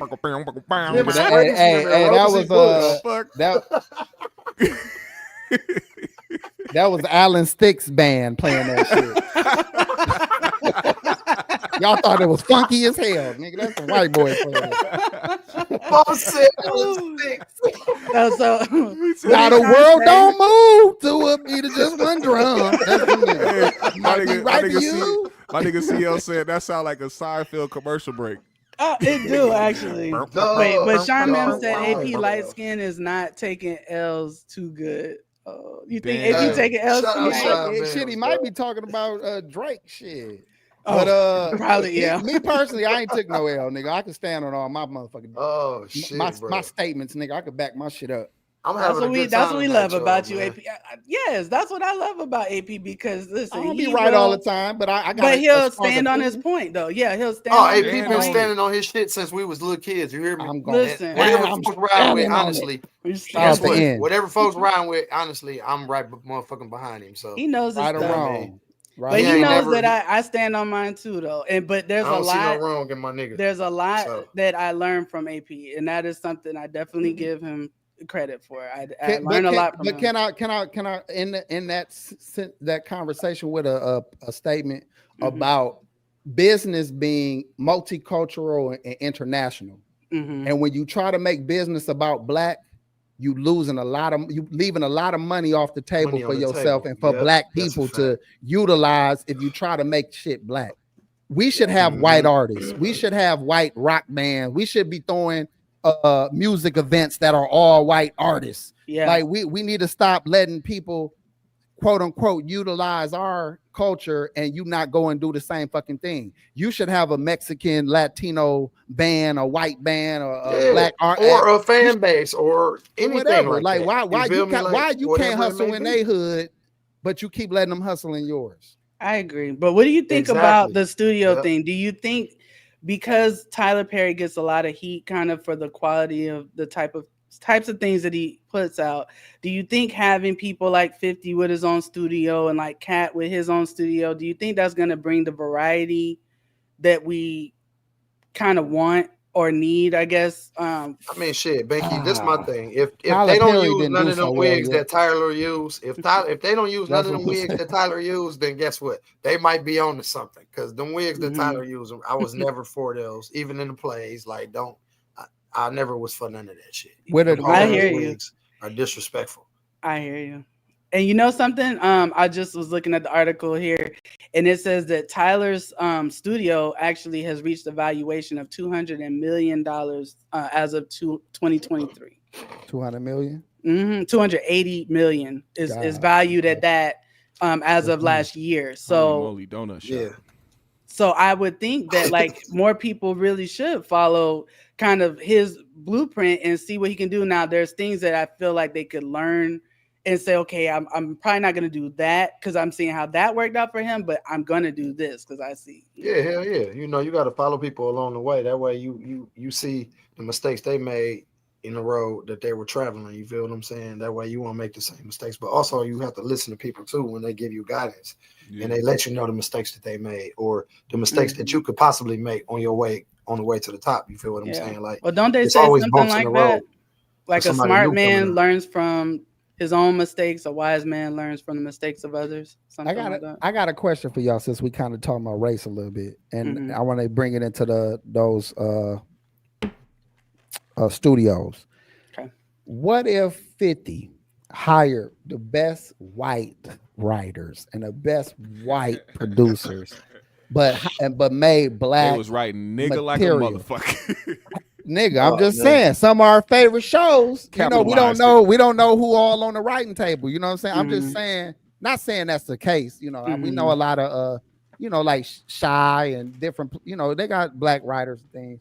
I'm just saying, what if though? Would we fault 50 or Katt for having the thought of putting some well-respected white writers and producers to make a really good product that can make their studio successful? Would they be wrong for that? I wouldn't think they were wrong for that at all. Nah, because it's a business. Yeah, this is it's a business at the end of the day. I mean, and we could try to producing we could to make honestly money. the biggest honest part about this whole thing is that we can try to gatekeep it as much as we want, but it's too big of a business for that to even matter to anybody. And when I say anybody, I mean the people that are involved, because once they see the ins and outs, once they see how certain things move, do you think that these people really care about how it's interpreted to the rest of the community? No, or else we wouldn't have the product that we have out here already. That's a fact. Because But I think you make it, it's still gonna sell. I think when it's important though, for there to be Black writers and producers are when the story is culturally relevant, right? To something that goes on with Black people, because I think that is where a lot of the issues were coming in with like Good Times. I think like where they were trying to get, what was his name that died? James Evans. John Amos. You know, to do and say things, and like he was like, no, you know, like he felt disrespected by it. So I feel like if you don't have anyone that is culturally relevant, and being Black don't mean you culturally relevant. Okay, right. we definitely have some whitewashed people in our community, but when you don't have people that are culturally relevant trying to write stories and write dialogue, it does not always come out right. So I would say, yes, of course, it's fine. It makes sense to me to have people from all kinds of backgrounds working at your studio, you know, not just Black people. I was just wondering, you know, because I think he should obviously support all good talent of all races. Go ahead. To what you were saying earlier, AP, as far as like, you know, there are certain people that are not of the culture, people that aren't Black, who grew up in certain neighborhoods, who see certain things, who are around certain things from the get-go, and it's never a problem for them to join in on conversations or to talk about certain things that happened in the area that they lived in. But as far as the Black experience, because it still could be a situation where the white boy from the hood has a totally different interaction in the outside world where he goes to certain places or whatever the case may be, opposed to how a Black person is perceived. Even though he came from the same area, even though he probably experienced the same certain things that the Black people around him experienced in his neighborhood, it's still going to be a difference there. But at the same time, I'm not trying to say that they can't participate in music. It's the ones that aren't from any of that see it as voyeurism, and they see it as infatuation with the hood or what Black people go through, to the point where they feel like they can go and make music and then mimic what they see just to make some money off it. That's the shit. That's just my only argument. But why do you think it's just to make money off, especially if they're successful or wealthy already? Like, let's say a white boy might lose his inheritance to come fuck with the niggas. You know what I'm saying? And they have been doing that too, where they shun their own lifestyle to come have a Black relationship with somebody Black, or to do shit, and they saying fuck it. Like this is what my, you know, this is what I want to do. The same reason why you see certain white girls start dating Black dudes early on as a way to spite their parents, but as soon as they get to the point where they need a husband, they'll go back and marry a white man to make sure that they solidify what they have been taught their whole life. Well, that's just common sense and smart. But you see my point. But you see my point. That's my point. Speaking of all, what Black man gonna marry the bitch anyway? Like, how long did that take? She got 17 years of quite a few. You know what? You're right. Speaking of common sense, and people are wearing a white bitch fast as hell. Like, how long y'all been together? 6 months. We're getting married next year in June. God damn, you was with. Folks said 6 months. We're getting married. We're getting married next June. You was married. You was fucking Tawana for fucking 13 years straight. 13 years straight. I didn't even think about marrying her mother. No marriage. None of that. You ain't even motherfucker want to take this bitch on a date, nigga. Nah, Eve, you still. I don't even know how you got her, nigga. Shit, y'all wasn't dating or nothing. Like, nigga, you talking about marrying this bitch? You marrying her. Now you gonna marry this nigga? You talking about some married 6 months? Goddamn McDonald manager I'm the type of nigga would be on his ass. Good uniform. 6 months. Oh, 6 months, G. I'd be on his ass. Yeah, it's funny shit, man. Life is funny. 6 months. God damn. And then at the same time, you never gonna know who actually was from something or what they experienced, so you can never just assume. But then you can kind of tell some of these guys that are just doing it for the popularity aspect of it. That's all I'm saying. This another thing I'm gonna say, right? Black folks are creative in so many ways, right? You can't take that away. But unfortunately, because a lot of things come so easy to the chosen people, that it comes so easy that you don't even appreciate that you talented at shit. But these people that it don't come so easy to want to partake because they want to be a part of greatness. So then that's how they find their way infatuated with that shit. But you looking at the nigga flipping down the street like, nigga, I flip too. I can flip my ass off, baby. You don't give a fuck that dude can flip. A white dude is like, have you been training? Do you know anybody? I have a gym. I have a gym at such and such where, you know, now he in the fucking Olympics. You know what I'm saying? I'm just saying, like, it is something that we missing to appreciate the talent of black folks.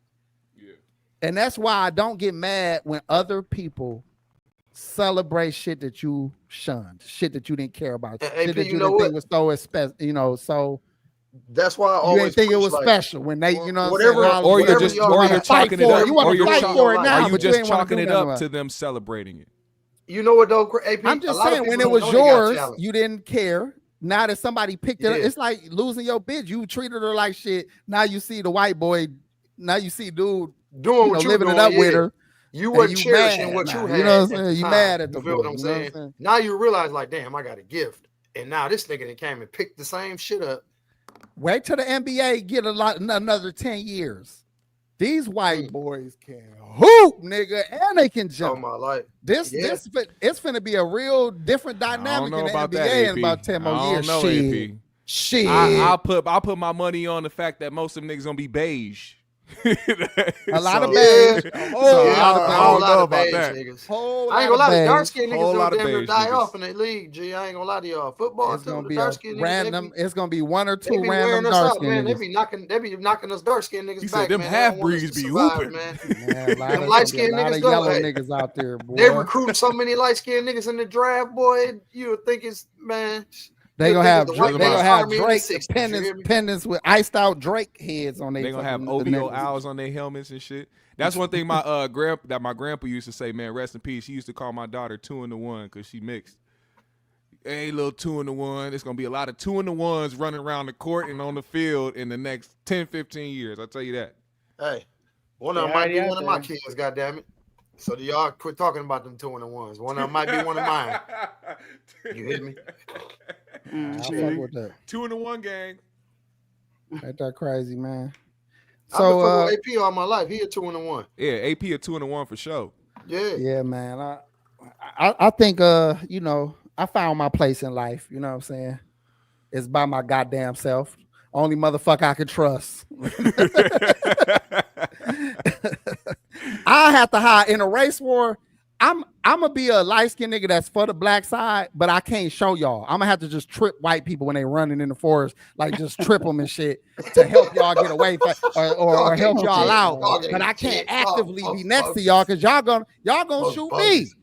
You know what I'm saying? I'm not dumb. You know what I'm saying? Y'all gonna fuck around. AP gonna be the nigga to come up with an objective like, hey, are you sure we should be doing this race shit? Because I know y'all fucks with some white people out here. I don't think this is a good idea. You gonna fuck it up for everybody. They gonna be like, AP, go in the hole and search for. First of all, you're gonna be Charleston White on it. You're gonna turn into Charleston White in the woods on me. I already told you, I'm not nigga. I'm waiting it out. I gotta hide, bro. The only survival thing I could do for myself is hide to the shit over with. Because I'm gonna be a target on no matter where the fuck I go, man. Nah, just put on a shiesty. You be all right. No, that ain't gonna help. Like, who is the Mexican nigga eyes? Shoot the nigga with the Mexican nigga eyes. Hey, who is that Latino motherfucker right? Go get that nigga. Tell me why I was hooping. I mean, I'm busting these niggas ass. Pause. But dog, this one nigga was like, hold that Mexican nigga. Like, dog, like he was just so mad that I was getting off on him, dog. Dog lost his cool. Like, somebody hold this Mexican. I ain't gonna lie. Hey, Dave was thinking you was Mexican from the introduction, though, G. Since the time you walked in the gym, he automatically assumed you was Mexican. AP was such a problem. The nigga said, get that Mexican. I guarantee he said that in his head, like, we finna bust Migo. Why would they shout some shit out like that, man? It was out of frustration, and it was so serious. Now imagine, AP, imagine if you was playing around mostly white dudes and they was like, somebody guard his black ass. What the fuck do you think would have happened? The black dude around all white boys done her worse than that. He said, oh, that's not. They was like, hold that nigga. He would have laughed. Yeah. He said, that's right. I'm D. They been calling each other nigga all day around him. All day around him. Like, damn, I'm the coldest nigga out here. And the black dude be like, Is your mom still letting us come over later? That's how the black dude talk. Is your mom still? No, man, that's fucked up, man. She said she was gonna bring the Sunny D. Oh my god. Look at my Folks look at ain't my shit. parents. Folks ain't shit. Can Oh, y'all That's that's AP's mom and dad. Hey, AP, send me that picture, G. I Damn, need that AP picture. dad was jet black. This Shout out nigga to AP outside. I told This you nigga- they don't make them colors, nigga. That's a limited edition black, nigga. And look, why Pops mom's was a got limited edition black. hey, why mom's got the Patti LaBelle Rapture of Love hairstyle and shit. She got the It's she got love. the Tina Marie. On all those good times we were sharing, and I must have just the thing. I found someone new who will love me better than Hey, that shit you. tough, Yeah. man. Listen, if y'all don't know about that shit, go listen to that, man. That's Man, good that's music shit. right there, man. For That real, that man. whole That's that album shit. is just That whole Shout out to album cold. Chandra for the lookout on the Cash App. Shout out to OG Mine. yeah, OG Appreciate Mine. y'all. Man, Thank shout you, out to OG brother. Mine for the cash app, Hell man. For yeah. real. Appreciate you, my boy.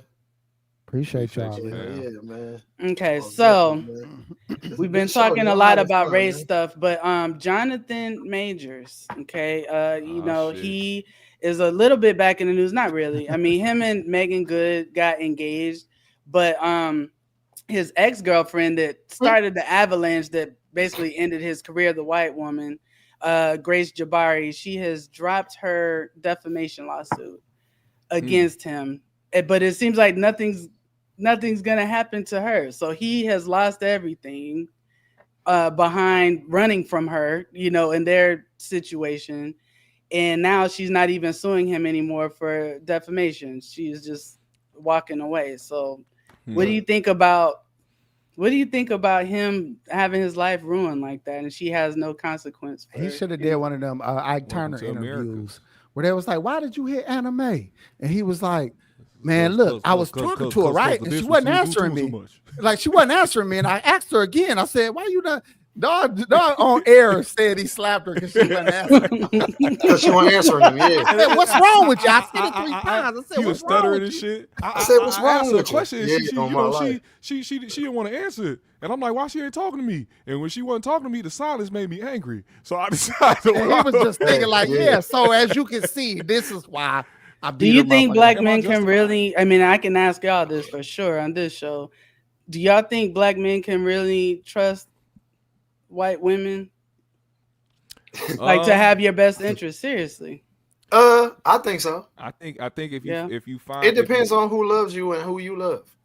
Yeah. You feel what I'm saying? Like, you gotta love find the conquers right all. one. If You you feel find the what I'm right saying? one Like, out of anybody, out of any woman, you find the out right of any one woman, out of any yeah. woman. That's how I feel about it, If GMS. she You right show about that. you who 'Cause, she is off top, yeah.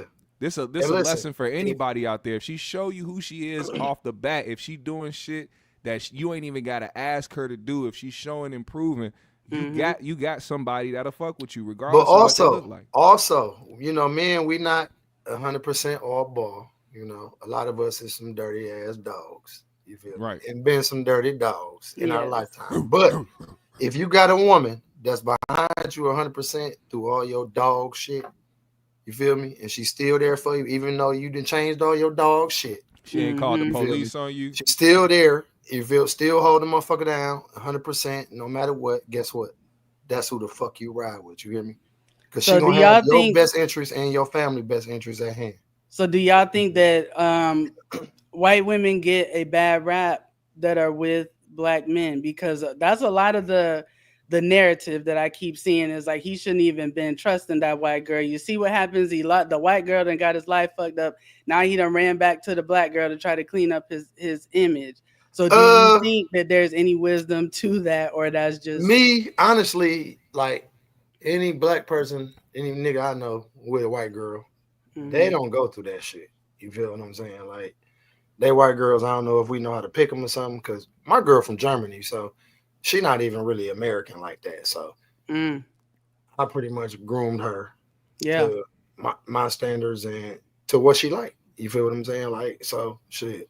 Yeah. Like, pretty much, man, all I want to say is that if you the king of your castle and your woman know how to train her. you know what your woman like, you feel what I'm saying? It ain't got nothing to do with training and nothing like that. We all equal, you feel what I'm saying? But at the end of the day, you know, you're gonna cater to the person that you with, and the person that you with is gonna cater to you. So I like that. What about you, GMS?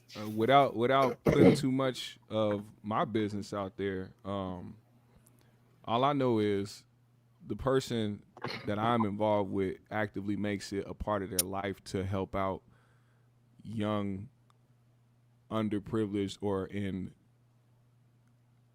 less fortunate situations.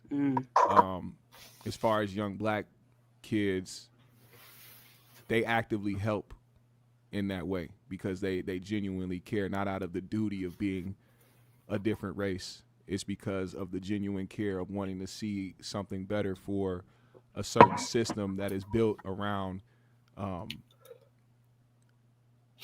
having negative impacts on young black kids coming up in a certain system. So why do you think they get these bad reps? Like because not all of them are like that. And it goes back to my point earlier when I mentioned certain white people dating outside their race to spite their parents. When you grow up with parents that are bigoted, parents that are racist, parents or even any family member that grow up feeling a certain type of way towards a certain demographic of people, and you don't feel that way, you're gonna start doing things to spite them in that way. Yeah, that's a fact. That's a fact. To me, it's not genuine. You actually gotta want to be involved. You actually gotta want to genuinely want to be with the people that you want to be with. And on top of that, don't just surround yourself with that type because you feel like you need to prove a point. You know what I'm saying? It's certain people that individuals jail with more. And I know quite a few white people who feel awkward or feel weird around other white people because of how they interact with other races or the type of things that they say. You know what I'm saying? Like, I grew up around certain white people who felt like it was the norm to say certain things that was clearly offensive. But I was never the type to sit back and be like, okay, cool. It was like, nah, your nose is going to be redirected to the side of your cheek, my nigga. You ain't going to be doing all that, bro. Yeah, like. I get that. And like, I don't never feel a way about white people that grew up in my neighborhood, they wasn't loose with the N-word. You know what I'm saying? They don't throw that around. But they know for a fact that they grew up in this neighborhood with all these niggas all their life. That's all they know. But they don't throw that N-word around. But my Mexican homies, all my Mexican homies know it's nigga. My Puerto Rican niggas, all they know is nigga. It's just like niggas. You feel what I'm saying? Like it just depends. I don't know, like that's just how it, you know what I'm saying? Like now I got maybe 2 white boys that they don't say nigga all the time, but they might slip up and be like, oh yeah, that's my nigga type shit. And what you do, Pac G? I'll be like, no, whatever. Like, no, bro, you can't. Like, we ain't your niggas. We your homies. We fuck. Is it more because you're trying to? Is it more that you're trying to like protect them? Because it's like when you're not around me, if you do that, something could happen. If you do that with the wrong white people, or is it because you just? I have some white guys that you feel what I'm saying, like, and I'd be like, hey, bro, you know, goddamn well, you feel what I'm saying, but like. Yeah, if we just kicking it or some shit, like I ain't motherfucking sweating that shit, bro. I ain't paying attention to it. Like you not in my face saying nigger, you nigger this and nigger that. You stop with that hard ER. Yes. I'm sorry. My bad. I forgot. Flag. Flag. I just flagged us 3 times. My bad, y'all. It's all good. I mean, you were making a point, but, you know. But, you know what I'm saying? But y'all know where I'm coming from with it. You feel what I'm saying? Like I do. It's a difference, but then in some situations there isn't a difference. You can't just do it. You feel what I'm saying? But then in some situations, motherfucker be like, all right, be a little more lenient on it. You feel what I'm saying? Yeah. So light skinned niggas can say it though, cause I'll beat a nigga ass if you tell me I can't. Have you seen your daddy? Shut the fuck up, nigga. You could say it to the top of the moon. Yeah, but niggas done tried me before, and I had to stand on business. Were you a lot lighter when you were younger, AP? I've never been lighter. I actually get darker. So like if I'm if I ever saw you randomly on the street, I would never in my life think you would have thought he was an Arab. Everybody was kids everywhere we went as a group. They thought he was an Arab. Dominican baby. The hairline. They thought he was an Arab, bro. I swear to God. The hairline, the beard, and the nose give it away. AP niggas thought because of the nose, they thought he was an Arab. G. Yeah, Really? but GMS Not from lying. Minnesota, they got a better look on light skin. They like, I can tell you got a Creole mixed with a like them Is niggas there? know they know they Oh, so have they got breeds a in little Minnesota. sensor. That's why Like, it makes me no, laugh that's so half of hard their when you say population. niggas They called like, you Mexican. yeah. I was like, where the fuck they get that from? Well, hey man, I'm just saying I had some cats try to stand on business because again, like probably the reason why I'm like I am is because cats used to try me. Yeah. And I just wasn't going, dog. And that shit got me more vicious. But then it made me almost bully. Like it made me overdo it. So I will over antagonize motherfuckers because I dare you to fuck with me. You know who can relate to that? Other black kids who don't necessarily act a certain way that certain black people think they should act. And they get shunned or they get made fun of or they get told they're not black enough. Hypersensitive to it. Yeah, exactly. You're right. So it's like it's really a black experience at the end of the day. It is though. That's real. Because when I was a kid, I was a little plump little motherfucker. I was fat and niggas used to call you me were fat? Hell yeah. I didn't know that. He was fat for not being skinnier than the other kid. You know, it's always a nigga that like husky. You put him next to other kids, you would be like, no, he wasn't fat. Bro, you know how like plump kid. They called me fat next to my brother. Like I was a little bitty kid too, but he was. You was a little plump too, though, G. Nah, I show pictures where I'm like by myself. You be like, he a little skinny boy, but standing next to my brother who look a little like Burton Ernie. It was Burton Ernie. You know what I'm saying? It was though. You're right. So one ain't fat, but he just look bigger than the other motherfucker. Swear to God, I get you know what I'm saying? So that's kind of how it went. Now I had moments where I was chunky. You know, I had my chunky moments and shit. But but I'm trying to lose weight right now, man. We getting to it. I got a little gym at my spot, so I'm gonna utilize that. But you standing next to a real fat nigga, you don't look like a fat nigga, right? Work made me lose weight like a motherfucker, bro. I ain't gonna lie. All summer working and shit, bro. All them long hours and shit. That shit made me drop weight. But in the winter, I'm finna start gaining my weight now. After Thanksgiving, that's when I start gaining my weight. And Christmas is basically another Thanksgiving for black people when they go and get but together with the I don't think I'm gonna lose as much weight this winter because now I'm going inside to learn how to do flooring. So I'm gonna be inside doing flooring, moving around and shit, sweating inside of a house type shit. Like so I don't think I'm gonna be with the heat on and shit, right by the vent, trying to cut linoleum right by the vent. Linoleum. I can't even say it. Vinyl. Linoleum. Vinyl. Nigga laying ammonium down and shit. All right, y'all got anything else, or we up the fuck up out of here? We can end it because I think we should save this last thing for next week. I agree too. You know what I'm saying? Yeah, we can do that. I got through the fuck off again. So shit, but we'll come back next week. Great conversation though. It was really great conversation. It was a good show though to me. I mean, shit, I had fun. You know? Everybody was showing love, you know what I mean? Throwing his cash. A lot of love. Thank you guys. Thank you again, Mike. Appreciate y'all, man. For the cash app. Oh yeah, thank you, Joe. Shout out thank Joe you, Thompson, everyone. Swag from the past, everybody, Sean Mims for everybody the super showing chats. Cash apps, super chats, everything. We appreciate. And thank y'all, man. even y'all that didn't donate cash apps, y'all that are watching the show, liking the show, subscribe to the channel, commenting in the live chat. That's a fact. Y'all make the show as well, so we appreciate you and guys. Shout out, we ain't shit without y'all. Y'all know that. Just know that we ain't shit without y'all. You hear me? Yeah. And 3G's shout out to Spirit Driven for actually liking us. Because I don't think she likes us that much at first, but now she likes us. So shout out to Spirit Driven. Listen, we're OG fam. She was playing hard to get. We've been fam with Spirit since the beginning of 3G's. We were fam with her over on N's channel. We was fam with her at GMS at one point. So, you know. Spirit looked like a combination of us four put together. That's how Spirit was crazy. She has my titties, at least we know that. Hey. Her pussy hair looked like Pac G chin beard and shit. Curly and coarse. That's hard. You goddamn right, GMS. Let her know. Hey, Spirit, I got some. She got Bianca breasts. She got a GMS hairstyle. And got A1 pubes. She light skinned as fuck. You know what I'm saying? Hair thick as a motherfucker though.